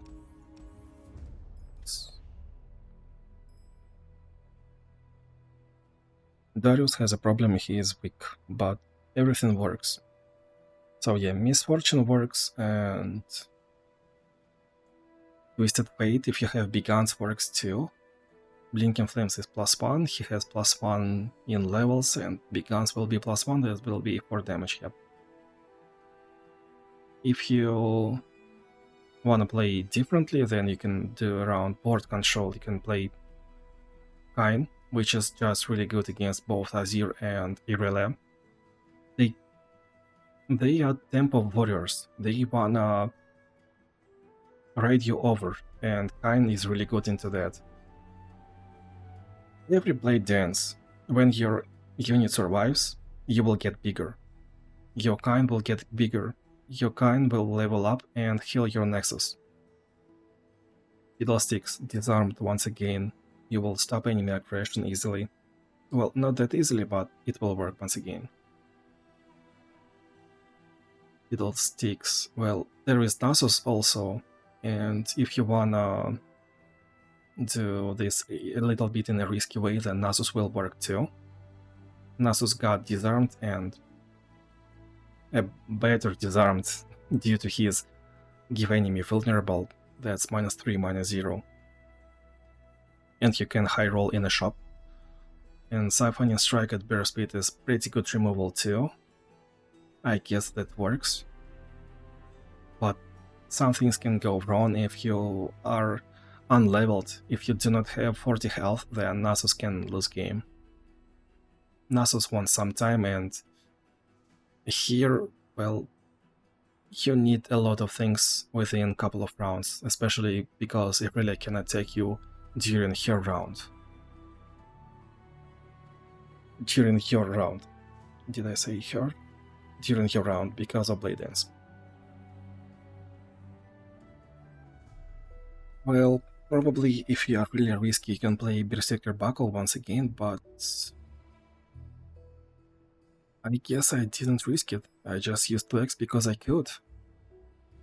Because screw this Irelia. Okay, next. Demacian Might 2.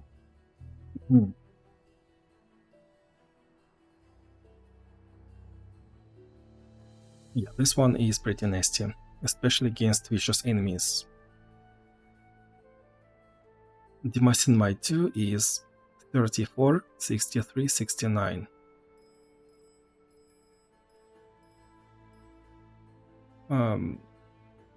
Okay, buddy. So Demacian Might, as we understand, doesn't really work for ephemeral enemies, like Azir, like Viega. But some enemies that have a lot of units, like Kais and Jinx, that will get a lot of units on board, that's a different talk. And Draven, of course, too.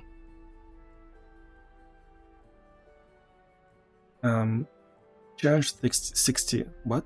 34. Mass, Formidable, and Demacian Might. So Lee Sin is generally not that bad. With Formidable, Lee Sin is 3-5. A girl that summons Dragonlings is either 1-3 or 1-5, usually 1-5. Dragonlings will be nerfed, but still. And Lee Sin's spell +2/+0 will do nothing, besides barrier and level up. Zed is kinda countered by Formidable, but he has Demacian Might, which means that Blade and the Dark will scale any of his strongest units. What did I use? I used Kain, because of Formidable. Welp.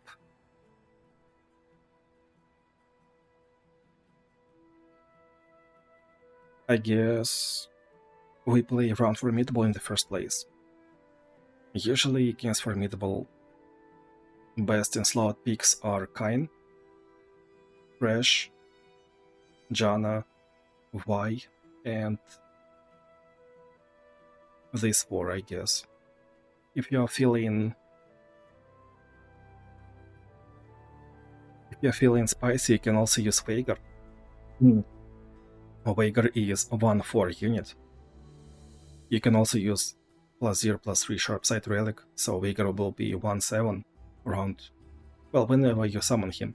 And also his Darkness means that if there was no Demacian Might 2, then you just deal 2 to a unit, and it instantly lowers his damage, that unit's damage. It just works greatly in every Formidable encounter besides Demacian Might.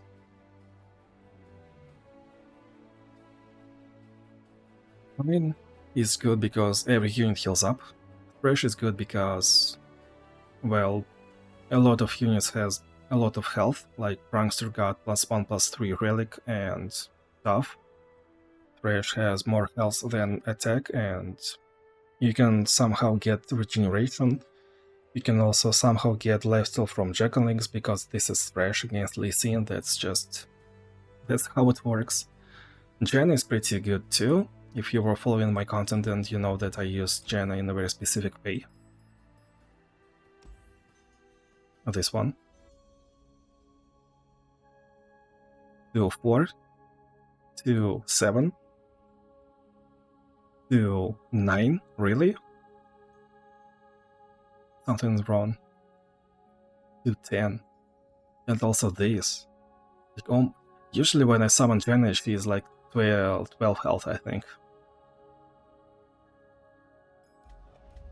Yeah, that's how it works. For 2 mana you get this.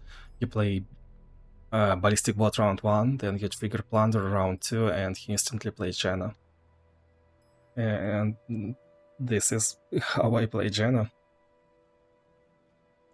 Why is good because of her 1 and 3 star upgrades. Every time you draw a card, give your unit 2 health, I think, and impact. So yeah, Veigar. Volleyball can be fine if he is jobless. Heimerdinger. Okay, Heimerdinger can be pretty good too. He got that 3 drop to 5 that gets mana potion. Not mana potion, but ancient coin, I think it's called. So that's a 2 mana 2/5 with which will be 5/5 in this formidable encounter. That's pretty good. I didn't really use Hammer in monthly changes for formidable, I just have it in my notes. There are better options. Like, I would use Jenna any day. I'm surprised I didn't use Jenna right here. Also, Morgana can be pretty good to heal up against Zed and to stop his attack.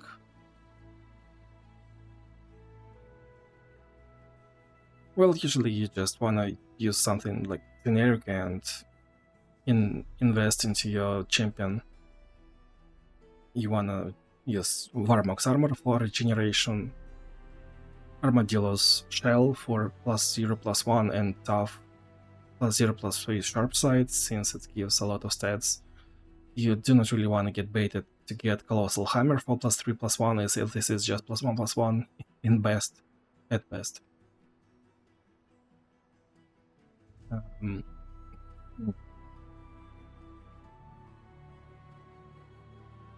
What else do I want to say about this one? So Zed and Lee Sin both do not really have draw a unit, I mean. So Lee Sin can get a lot of spells from his deck. Zed got Dusk and Dawn, but those two will just run out of steam. So if you play around board control using spells, you can outvalue them, and do not be scared about this one. Like, if you want to play around board control, you should play around Demacian Might too. But overall, playing through animated armor, using given picks, this should be good enough.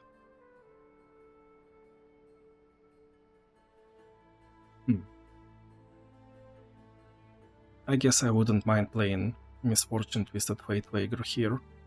Fiddlesticks Vex too. Vex is pretty good. Like, if your Vex is jobless, if you do not have her at 4 stars, if you do not have that +4 damage, I guess she can be pretty good. Since you will just lower enemy maximum health.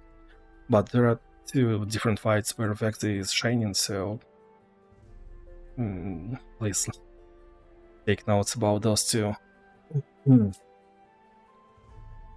Another one, Demacian Might 63. Unnatural Selection, Demacian Might, yeah, this one can go wrong.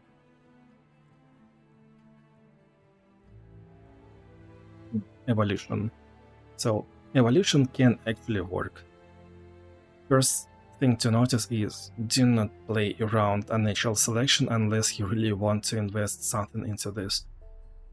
There is no shop in this fight. You might just get one champion upgrade or unit upgrade on a way to champion fight, but still playing around Evolve, like just playing around Evolve, let's say using Porra King, I would never do that. No. Invest in one relic slot to get Evolve on your champion, this might do this. We will take a look at that. So, there is no fan favorite, so there is no free overwhelm, but still. The most important thing that we play around here is Draven's level up. Once again, Draven is pretty weak round 1. His first creature that gets summoned will most likely get +2/+2. And then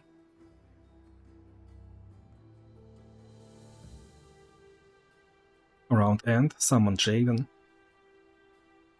You really want to be attacking second. Play around You don't want Draven to level up, because otherwise he will get double attack. He will get +2/+2 twice and overwhelm for free, which means that he is always actually attacking no matter what. And another bad thing that can happen is that Midnight Raid. I think that's a 4-cost 4/3 creature that will give slow spell for 0.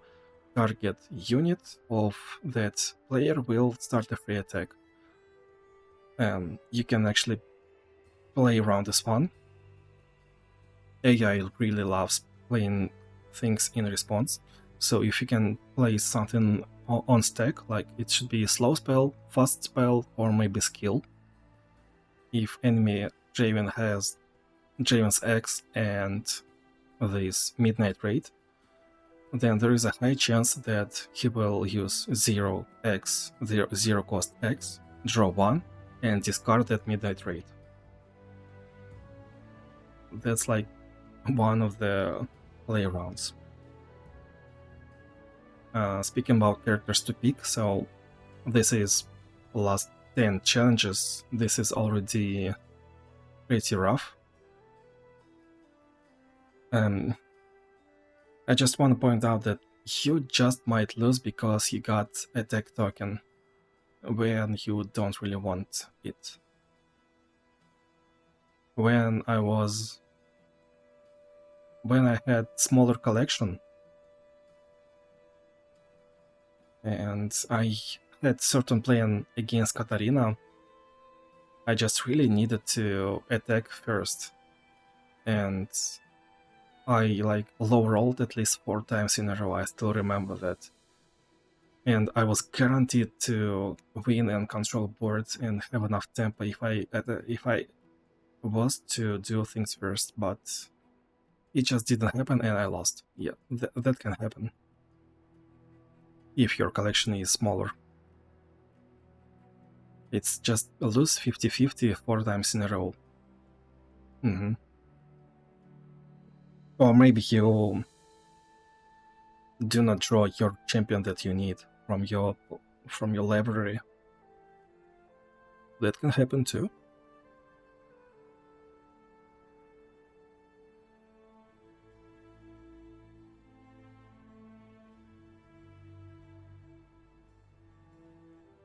Yeah, drafting matters, but skill issue matters too.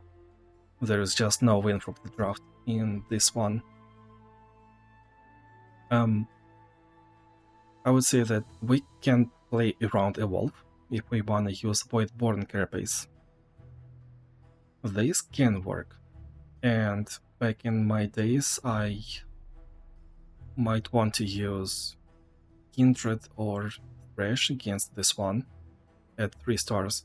It's like 66% to win if you're level 30, if you're at least level 25, preferably 30.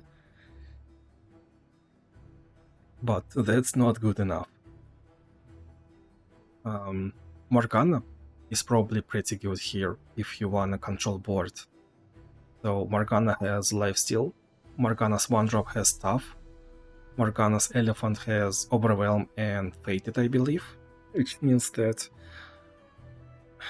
that's already almost evolution. You can get First Strike from... through Voidborn Carapace, you can get First Strike from Draven. You can get Overwhelm from level 2 Draven, I guess, but do not risk it. Just invest into another relic lot. Like, you can get Spell Shield, it's not really required here, but you can. You can get Challenger, you can get Mass Challenger, you can get Mass Overwhelm, you can get Regeneration, Tough. Oh no, not Tough. You got Tough from 1-drop. So you can get Dream of Yordles after all. That's the best common relic. It gives you Spirit, Impact. Spirit is +1/+1, and that's 2 keywords towards your evolution. That's good. You can also build, you can also use a full build and Dream of Yordles. That's 5 out of the blue.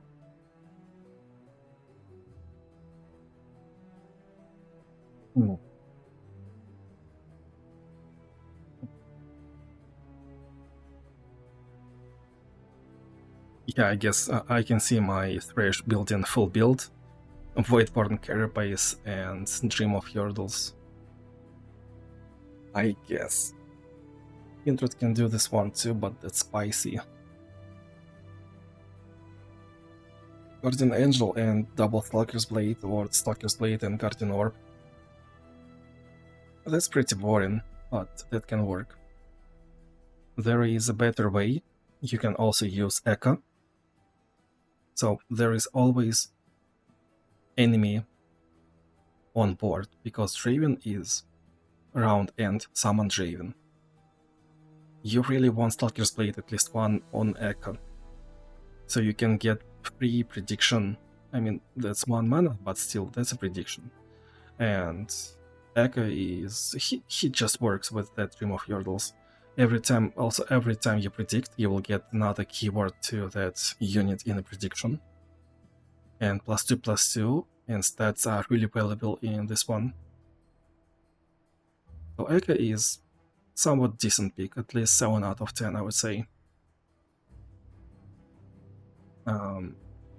Warwick can be pretty generic and good too, because Warwick on summon effect is strike 1 damaged enemy.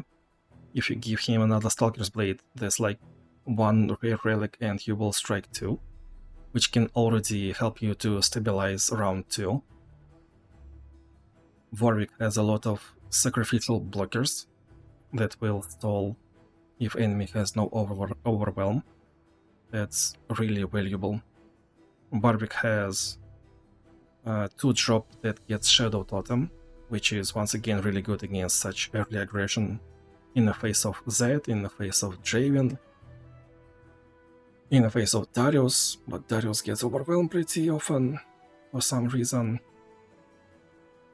You can probably try to use Misfortune if she is actually upgraded. Like, I would prefer Ip's Genius and Make It Rain +2 damage against this one, because 4 damage on Make It Rain makes difference. I can see that. And also Ip's Genius or Monkey will be at 4 attack. That's exactly what you need against Draven. Usually 4 damage is pretty good. Fiddlesticks and Nasus can kind of work, but I would say that should not be enough. Nasus, there is no shop for Nasus to high roll. Fiddlesticks will only work at 4 stars, and that's... he needs some upgrades. Like, you want Shadow Totem on that unit, you want to mulligan, you have to outskill your opponent in a way. Draven, what? Caitlyn can work against Draven because of this funny mechanic that round end, summon Draven. Round start, draw a card equals round start, trigger flash bombs that were atop of your library, and this kind of works like a charm. You just have to start going. You want Guardian Angel, Stalker's Blade on Caitlyn, and something else. But this way we are probably not really playing around Evolution, we are just playing around board control. And also every time Draven gets that Draven X to draw 1, he will trigger even more bombs, and... beautiful. Beautiful. In a pretty old-fashioned, I would say that LeBlanc is pretty good, since once again there is always Draven on board. And LeBlanc wants enemy to have enemies. What? Enemy wants... what? LeBlanc wants enemies to have units, because you want Stalker's Blade, you wanna trigger that level up as soon as possible. You might get double Stalker's Blade, you might wanna get Guardian Orb and 1 Stalker's Blade, you might wanna get Guardian Angel just in case if you feel like you need extra protection. Just everything works. And also, by the way, if you have Guardian Angel and Stalker's Blade, just in case you didn't know, when your character dies, it revives and it triggers this on-summon effect of Stalker's Blade. So that's a pretty good clear, especially on LeBlanc, which is 5 attack.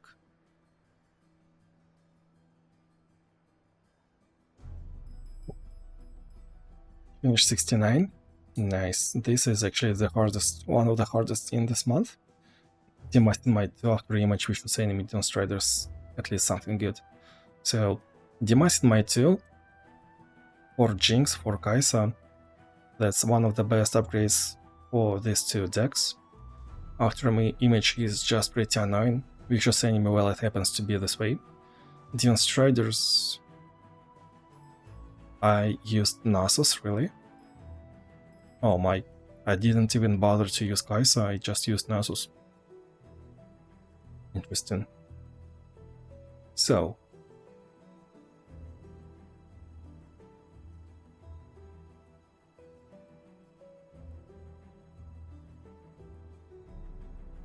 we definitely want to play around Kai'Sa, as she is actually a stronger opponent. On paper, Kai'Sa summons Pora round 1, another that's Lonely Pora, then another Pora that was created, then Voidling round 1, that's 3 creatures, and if she has attack token, she gives all her units +2/+2 and then skips, and then she evolves. Which means that that's a lot of stats, round 2. And then she summons Kai'Sa, and Kai'Sa is just 11/11 with, I don't know, lifelink, stealth, all the good keywords.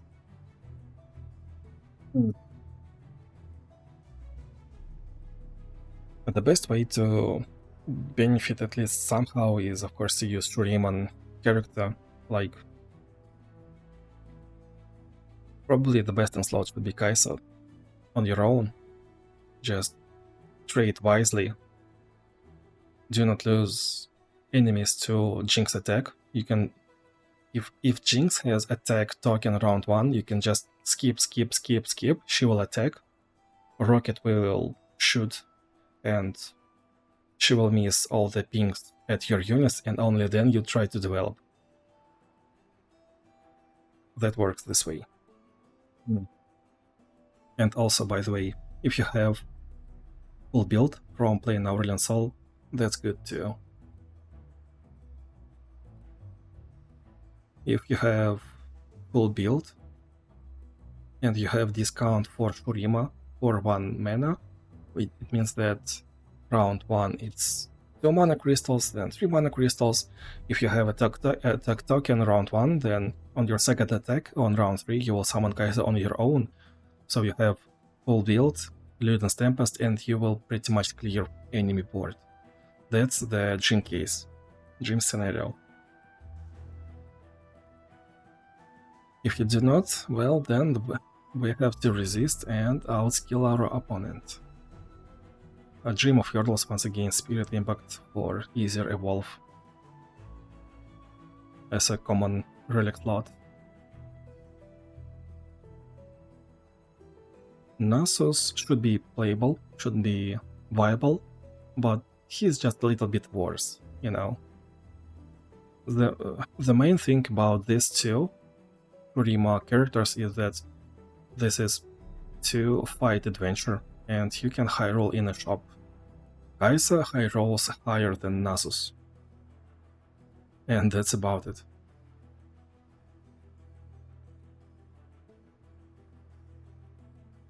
Do I have any other tips?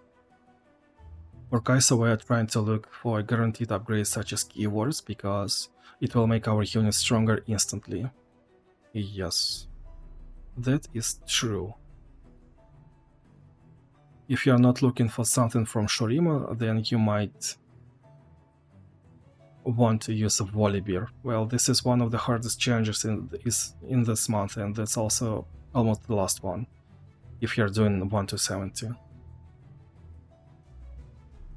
So yeah, I would try to use all the heavy artillery as a Volibear, or maybe Yasuo to control board, or maybe Atrox because he's pretty good too, and he wants enemy to have units too, so you can summon Atrox with two Stalker's Blades or maybe even 3 Stalker's Blades, and you will get a lot of discounts and heal up to 6 health if you have 3 Stalker's Blades, and yeah, this will work.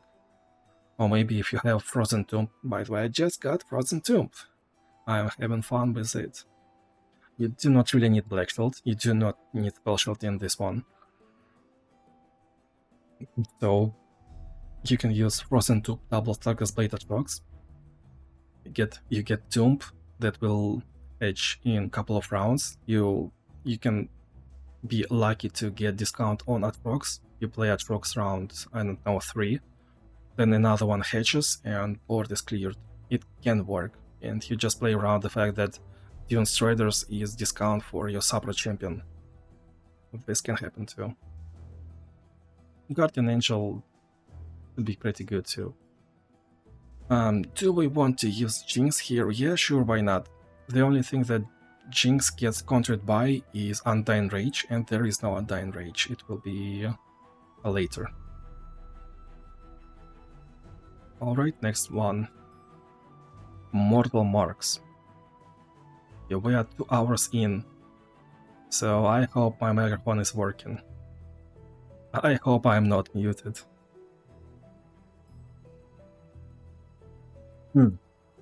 Mortal Marks.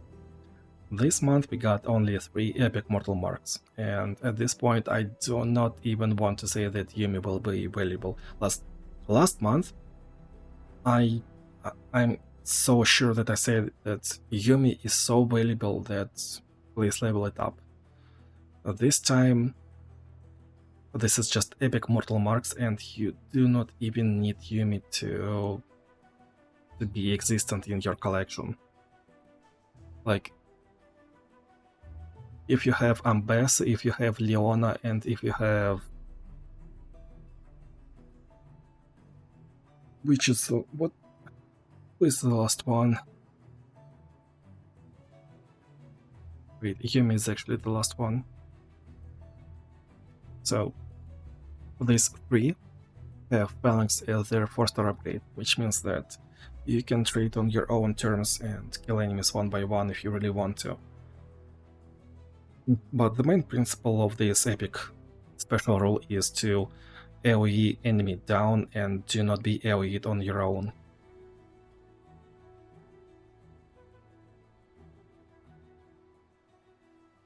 Challenge number 6, let's take a look at this one. There's just Suffer, Rare and Mortal Marks, and that's that. Any player summons units set at health to 1. This just cannot really go wrong. So basically we are playing against Z. And which means that let's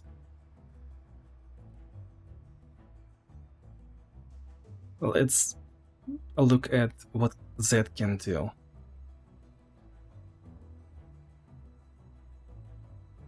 Z is usually played as soon as possible. You want to shut him down before he attacks, before his clone is summoned. You want to stun him, frostbite him, not in response, but if he has opportunity to attack, then you want to do this right away. He might use Twin Discipline to get extra attack or to get extra health, and Doskan Down is a slow spell, I think. So if he has attack token, that's menacing. If you have attack token, then you can breathe in, breathe out, use your nose to breathe, and it will be good. Also, that has a lot of elusive units with low health, and, well, Mortal Marks will make it only easier for us.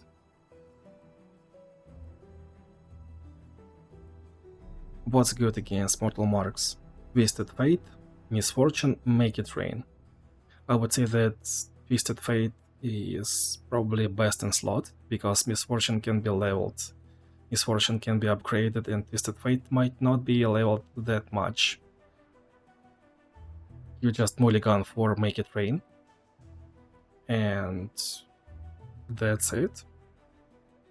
Another good choice would be Warwick. Bloodhound, that is created every round. You target one unit, you target another unit. Solved. Basically solved. What else?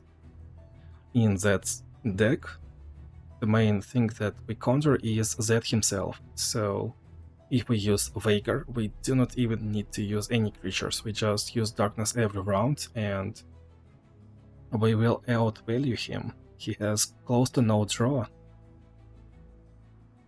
Zed is summoned, boom, Darkness. Another Zed is summoned, boom, Darkness. That's it. Another character is Y got Gotcha, Y got Mystic Shot. It just works once again. Just like in a rally encounter, you have something to shoot at Z, you use it. You can of course use Frostbite or Stun, but considering Mortal Marks, why would we bother, right? What else do I have? Jack can use coins to kill everything on board, yeah sure. Demo can use darts for 1 damage, I guess. Yeah, I would probably try to use Twisted Fate, Demo or Jack. So next one is Challenge 42, that should be Mortal Mark Z and Noxian Might 2. And that's basically the pretty much the same Z. It's just that you have less room to make mistakes, and you can win this through draft. There is just one fight, you use all rerolls to get better champion, so you can stabilize as early as possible. You probably want some early drops, preferably Shadow Totem. Well, not against Overwhelm, but still, against that.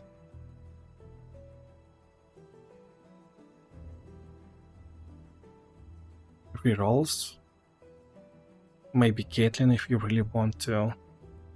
And all the same tricks, Challenge for 54 should be Misfortune, that uses Vicious Enemy Mortal Marks, that's Beyond Mirror Flash, so we have already discussed this one.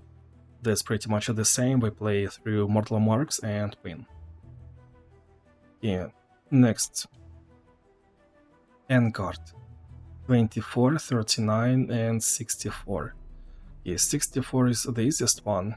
Let's take a look at 24 first. This one can actually be scary first, but it is not.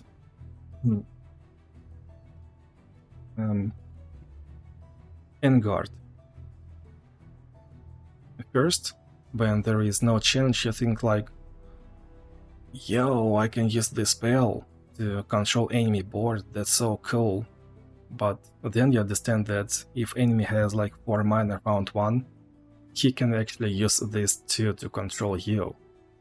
And wow, this is no fun, but you know, actually, in fact, this is a skill issue.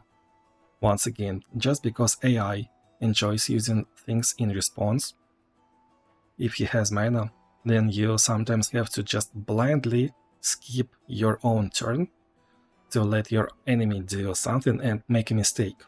So, if you see enemy with 1 mana, it usually means that, well, AI just lost a chance to use single combat and I can develop.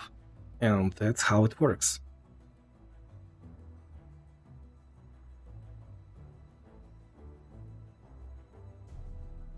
You just kinda have to manipulate. My usual picks for Enguarde are of course Garen, because Garen was created to use Enguarde. Kain, because it's just as good as, I don't know, 6 stars almost.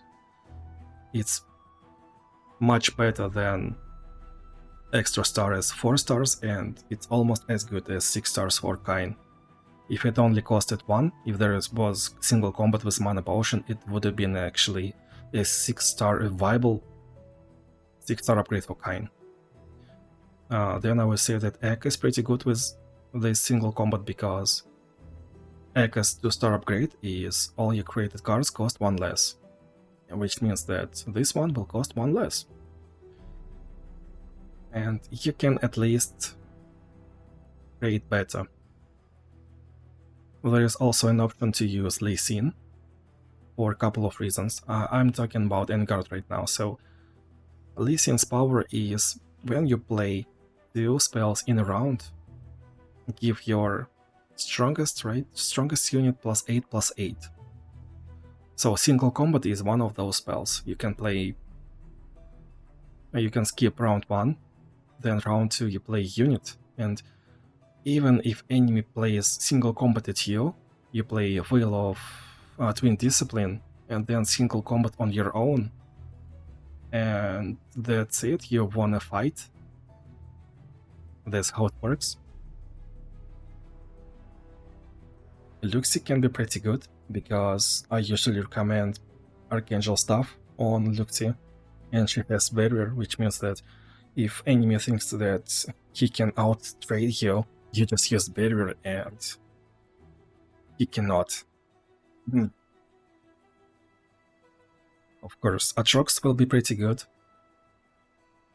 and probably 3-star Atrox can be good enough. Just because of the equipment, if you have Atrox leveled, then there is that Darken stuff that gets Phage for 1 mana. Strike gets refill 1 spell mana, so once again, you have +2/+2 on 1 equipment with a cashback for 1 mana. I can see myself using Ari, using Berserker's Buckles. Maybe Bard, because he has 3 mana creature, 5/5 creature that will just... Well, you skip round 1, you summon creature, round 2, you mulligan for that creature, and you basically at least trade 1 for 2. And with single combat, once again, those 3 creatures, or those 3 champions, with Phalanx as their 4-star upgrade is pretty good again. Yumi, Leona, Ambessa. Now let's speak about this Challenge 24 in particular. Noxray Arena, Vicious Enemy, and Guard. Against Tryndamere it can be pretty funny and yet annoying if he gets to scale his core mother, that is 3/8, or that 0/3 girl. She might not even attack, she will be just scaled through Noxray Arena. Well, usually against Tryndamere you just wanna outscale him, that's usually a skill issue, not gonna lie. Against Zed, well, first you might think that, oh my, Zed might control my board, but actually we should control his board using all this Noxray Arena and single combat. Like, even Noxray Arena should be used to control Zed, the presence of Zed on board. This is probably one of the worst challenges earlier that ever happened, and this is definitely top 10 hardest challenges of this month. That's Vicious Enemy. This one has to be done. It's like, it's divided by 3, which means that you have to do this to unlock for the path.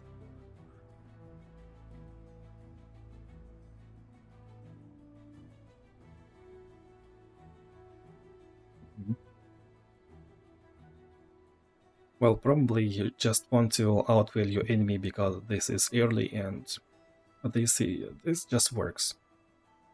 No tricks, just rock solid outvalue your enemy.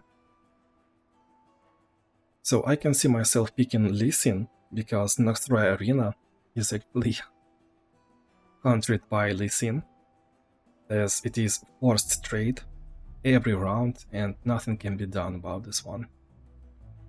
Lee Sin, if he is leveled, you get +8/+8 every round, and well, on Tryndamere that can be pretty annoying, but still this is just really good. Luxie, good. Ekka can be pretty good. I really enjoy using Ekka into Undying Rage, as I use Ekka with 2 Stalker's Blades, when I got second Slacker Blade, I instantly upgraded my Echo to this playstyle. Frostbite can be really good, and Gloom. Gloom should be king of this one.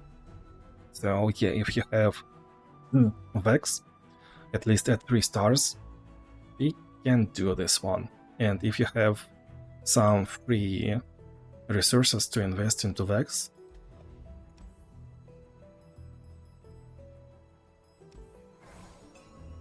one star, 2 stars, 3 stars, and then you either go this way or this way. So 1, 2, 3.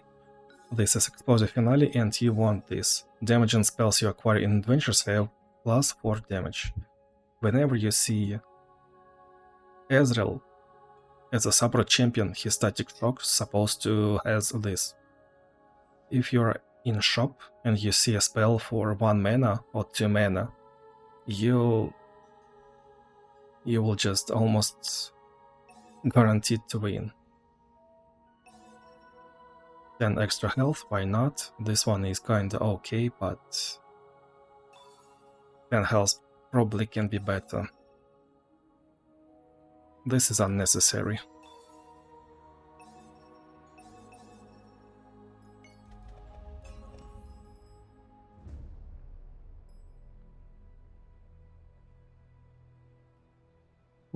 Challenge 39. That's a rough one. Undying Rage and Guard vicious enemy.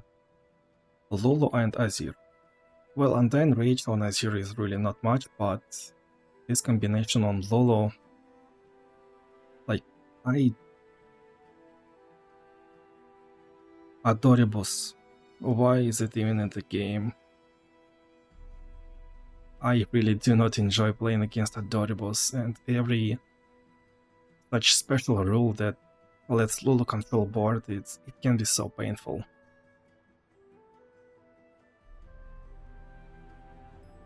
Ahri. Why did I use Ahri? Because in guard, single combat gives Ahri chance to stack her build. I use Chosen by the Stars. Fate gives me +1/+1, even if I do not kill enemy. Undying Rage means that I will not kill enemy, but I survive damage, almost guaranteed, and I can use single combat in response. So that's my plan.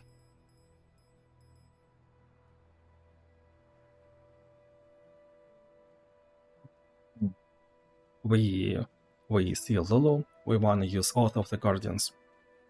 We can also use Star Gem and another Star Gem or Guardian Angel to strengthen this Oath of the Guardians build. If we do not really have those,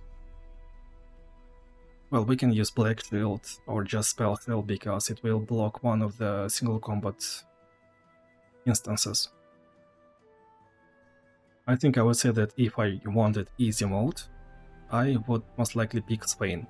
Swain is good into Azir as if when ephemeral enemy dies, enemy next will take 1 damage.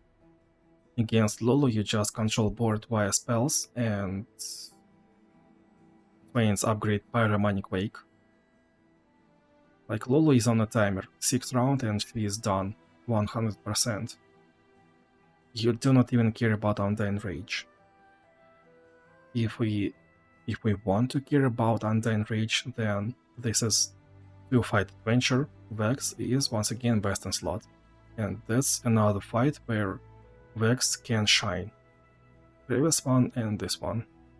It's really kind of unlucky that we use Vex in a single combat where some other champions can be good too. Like Kayn can be pretty good too, right?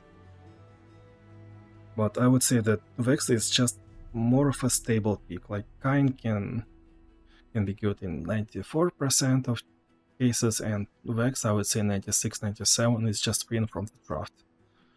That's how I see it. More like 96 and 98, I guess. Against Lulu, we can also use Veinatrox at 4 stars, since we will get stats from equipment. This cannot be silenced. and arm to the T's +2/+2 cannot be silenced too. This idea comes from old play style against Lulu, where you pick jugs, you attack, you get +3/+1 because you attack with equipment, and it doesn't really matter if you were silenced or not. And also then you level up Raleigh through Crown Guard Inheritance and you attack again and you get +6/+2 in one round, and she is usually close to dead.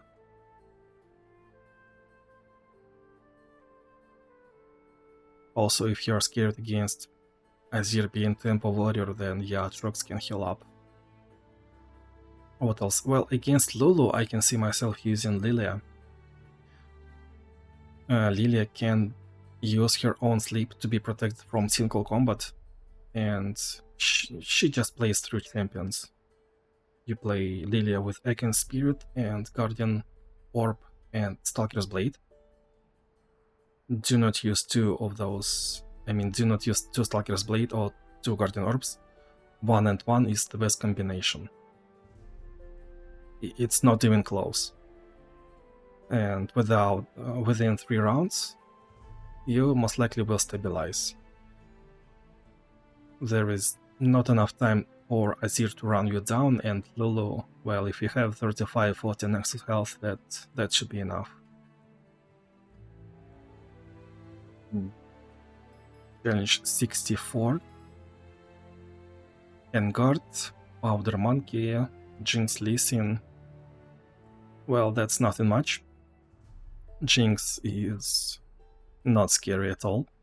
And Lee Sin, basically any Lee Sin can use single combat the way that we were supposed to use on our Lee Sin. That's the only thing that we should care about. Play around that. Next, Pick of the Light common. Let me take a drink.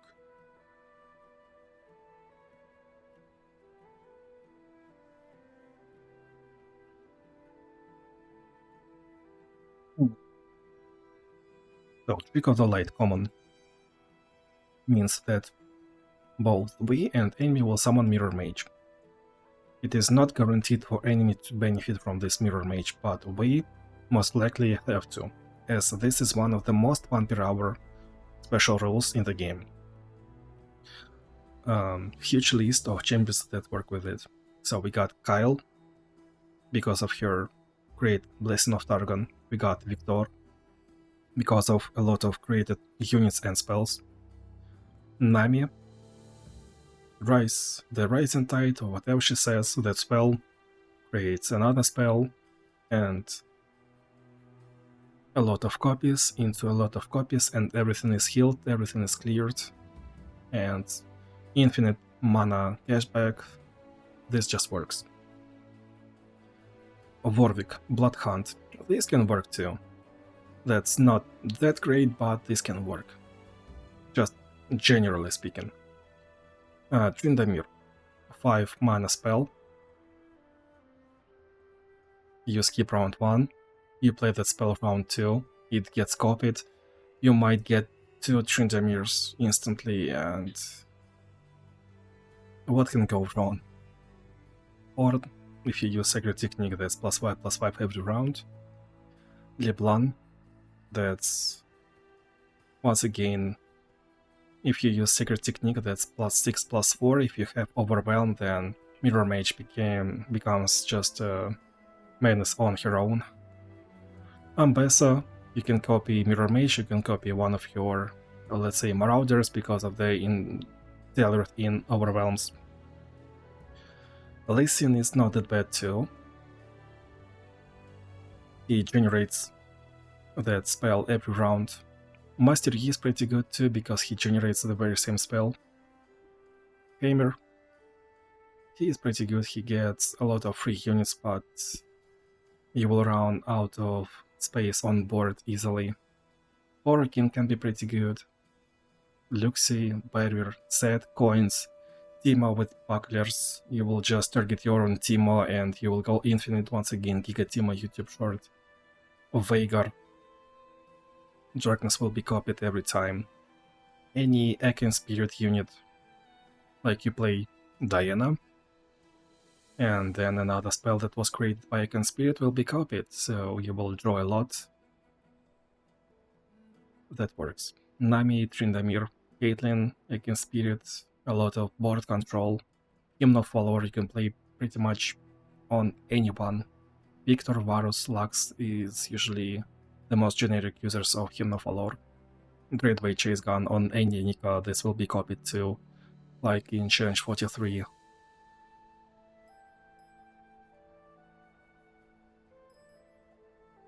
Play through Trick of the Light, Mirror Mage, we played any. Also, we discussed that in depth, so let's skip this one. 48. Rock Too Hard, Trick of the Light, Murder Bridge. Well, I played Kale to buff Mirror Mage most likely, but I think it's best to use Tam Kench right here for fun. So, Tryndamere and Lee Sin, Vicious Enemy. These two enemies are not really that strong. And the worst thing that can happen is enemy high rolls something from Howling Abyss. Kindred will kill one unit if one unit was dead. So it's like he kills one, gets one for free. It's like when you can to Dragon Pit, you get Dragon and then one of enemies was like face checking or just dies because that's 1+1. Kindred, yeah, scary. Gwen, heal up, scary. Nora, I don't think I saw Nora once from Howling Abyss, but that can be annoying too, that's elusive unit. Elder Dragon, Volibear, maybe even Thresh. So against Lee Sin, we are scared about skill issue, but I mean, we talked about it, so due to Mirror Mage, why I didn't... So, because of the Mirror Mage, enemy Lee Sin will level up within 2 attacks, and that's about it pretty much. Just play around Howling Abyss, so we do not want to prolong this fight till like turn 5 or maybe 7. 7 is way too long for sure. 3 attacks at most.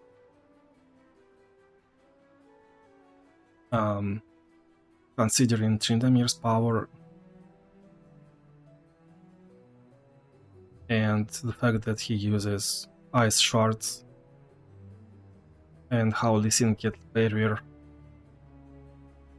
we probably actually really want to use Tam Kench, so Tryndamere's unit gets devoured, and the enraged will not proc, barrier of Lee Sin will not matter. Also, our Mirror Mage will scale up round 1, basically. So many reasons to use Tam Kench. Well, next.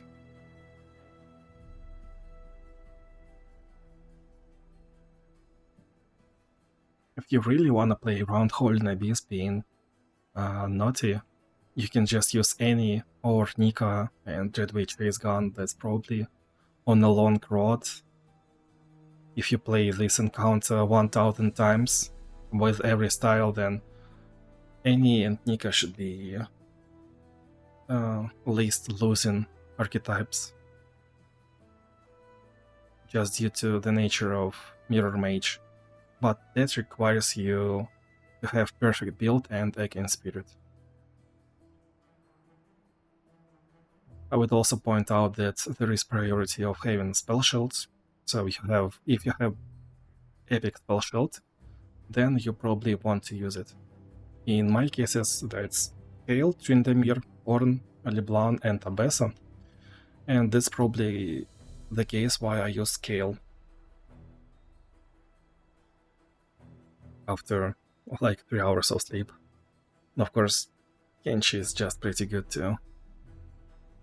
There is also an option of using Talia with Found Fortune to destroy enemy Howling Abyss, but I mean, that's just an option. It's not really better than all the previous ones. Next, challenge 61. Chorus of Power, Cheek of the Light, Mirror Mage. This is pretty much free, considering this is 60 plus challenge, so Chorus of Power, the worse you control the board, the worse it gets, and round 1 is not scary at all, there is no vicious enemy.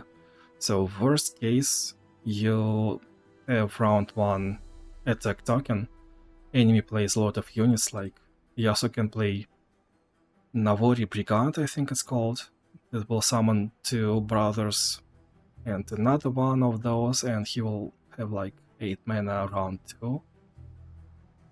That's scary. For Swain, the worst thing that can happen is he plays couple of units, then he plays Swain round 2, you kill it, but then he plays another Swain round 3 and you have nothing left. Yeah, that's probably tragedy.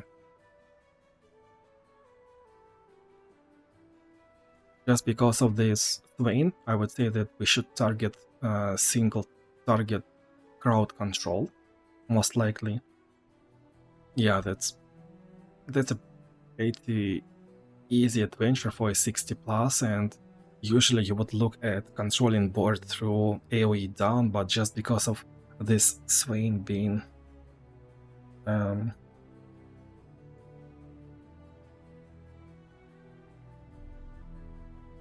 he can be wild a little bit. So I think our most rock solid option is to go through some ways of ground control. Do not enable Suffer for Swain if you want to trade. Well, sometimes it's better to kill unit 1-for-1 to trade 1-for-1. Sometimes it's better to let enemy attack our Nexus, but do not Suffer enable level Swain's level up. So we probably want like 35-40 Nexus health. Yasuo is pretty bad at rushing enemy down. Swain, if we control Swain, doesn't really do much damage too.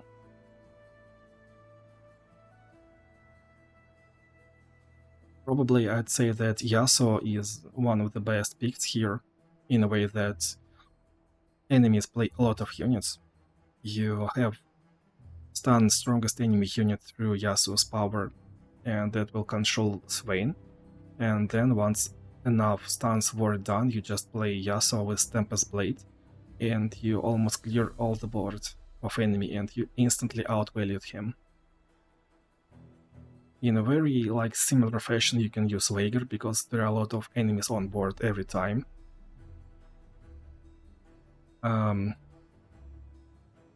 Because of the Trick of the Light, you might want to use Seth right now, as he got his constellation and he will become kind of more confident in Seth.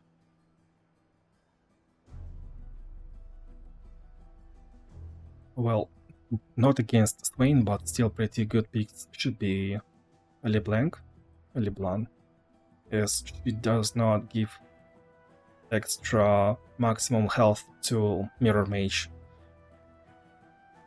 If you trade in a way that Mirror Mage loses like 3 health, if you had Secret Technique and you gave +6/+4 to your Mirror Mage, and enemy did 3 damage to your Mirror Mage, then that maximum health will go down and Suffer will not be triggered.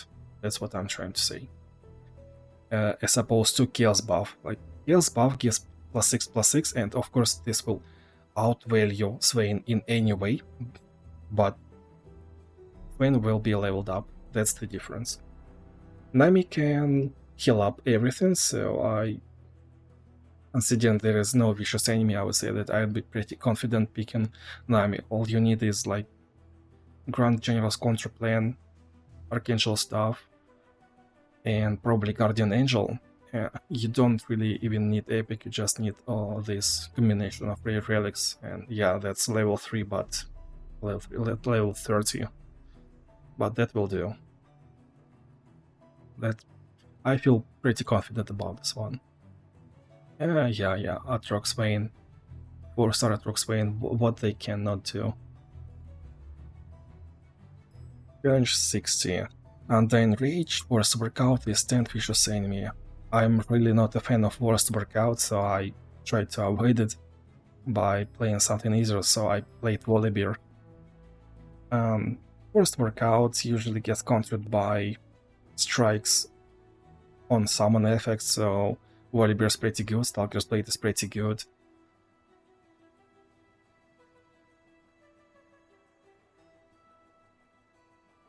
Undying Rage means that you wanna use probably Vex with +4 damage upgrade. Without it, just use Stalker's Blade and Volibear. This is probably the best for Volibear, yeah. If you wanna rush, then a level up rally should be best. You just strike. You get double the power of every unit that survived. You level up, you strike again, and usually the game ends. So Diana with double attack will get twice as much attack, then twice again, then 8 times more total, 6 times more.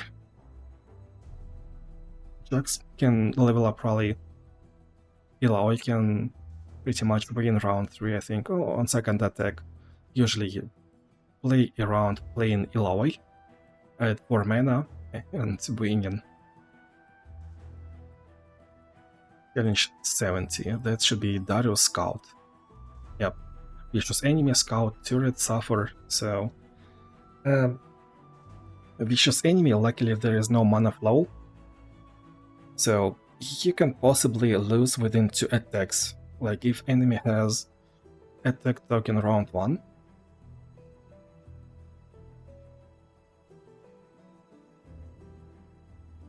Darius will play a couple of units, attack twice. Then, if you're unlucky, then on your round he will... No, never mind. So he needs Darius on board. And he plays Darius, and round 3, if he was with attack token round 1, he can attack twice again. That's a lot of damage, and now Darius will most likely level up, and he got overwhelmed. That's a lot of damage. That can go 3, and yeah, if you didn't develop enough, that's really bad. Like, within 2 rounds, you had just 5 mana. We need some strong options, you know? And even if you start with attack token, so Darius is supposed to attack on round 2, round 4, well, there is that card stun enemy if you have Darius Rally, and Rally will give Scout 2 attacks, so there is just no real recommendation. It's one of those where you cannot really win through draft. There is also no way to high roll in a shop. Just use whatever best you have left. There is Scout, so if we want to play around Scout, then Alice, Jax, Diana, Gwen. Gwen is probably best in slot since Gwen will attack. You just need to have enough attack so you can actually attack with Gwen. I mean, if you have quick attack, she will not die most likely, right? You need Spell Shield to counter his stun. You need to have enough attack to be able to attack in the first place. You can use like +2/+1 relic plus something +2/+0 spectral scissors. You can use corrupted star fragment to get extra stats. You can find a separate champion that gives some buffs. Then you will level up, and if you use Luden's Tempest, you will heal up. And even if you didn't level up after one attack, you can, if you had that Crown Guard inheritance to level up Rally, you can attack 3rd time, and at least then you will heal up, right? That's it. And as the last piece of this cake, I'd like to point out Chronicle of Ruin will happen twice, Animated Armor Mass Formidable will happen twice, and Rock to Heart will happen twice. Chronicle of Ruin is 23-26, challenges 23-26, and nothing. It's all common stuff. There is nothing. I forgot the word. Nothing unusual. So you just use Guardian Angel and Star Gem, or Guardian Angel and Guardian Orbs. That's best in slot. You can use this in any combination. You really want to use some lightweight champions, play champion round 1 and outskill instantly. If you are feeling fancy, you can use 4-star Jin or 4-star Vexy if she is jobless. Explosive Finale will deal 4 damage to enemy Nexus every time enemy dies. That's fun. And as a rule of thumb, try to avoid using Thresh or Nasus. They are bad in this one. Animated Armor 34-58. Mass Formidable. A list of recommendations: Kayn, Thresh, Jaina, Vi. You can also use Faker or Volibear. Tamer is pretty good. Morgana. It is generally recommended to use Sharp Sight +0/+3, a Rare Relic, or common Varmox Armor for regeneration, or Armadillo's Shell for +0/+1 tough. On your units, it's preferred to have regeneration too, and do not get baited for +3/+1 items. If there is no demacian might, then it's definitely a good option to go through board control via dealing damage to enemy units such as Make It Rain on Misfortune and Twisted Fate, or Vaegar's Darkness. Warwick, Vi do have spells too. You can also use Vex or Fiddlesticks to apply Gloom, and this will work too. Rock to Heart. Challenges 38-48. Well, this mod just is close to Ezreal's Static Shock that will be spammed every round, right? Rock to Heart is not really a rare one, Ezreal is not a rare one too, so just because of this, it's really good to have Thomas Kench in your collection. 3-star Tom Kench solves some challenges in a very unique fashion, and it's not the it's not a champion that you might play every time, but if there is certain case where Tom Kench is just best in slot, you really want to slam him and see how it goes. It's been countless times that I saw like, wow, if Tom Kench is not best at it, then who is? This is just insane sometimes.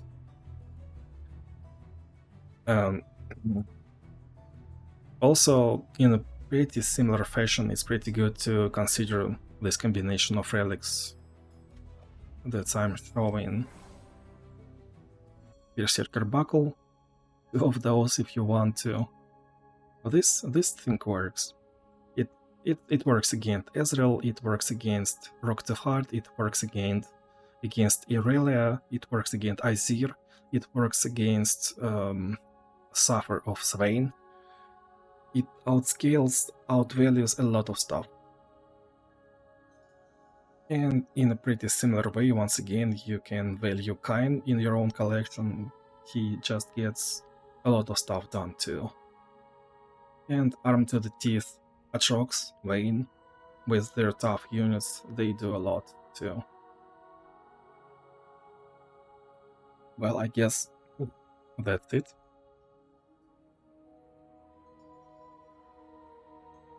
So this time, this has been almost a complete 3 hours without a single game review. TLDR guide, he said, right? Last month we did TLDR guide in just 1 hour, but this time, oh my. Overwhelmingly informative, I guess, right? So yeah, you have half of month left. Take care, plan accordingly, have fun. I hope this was helpful.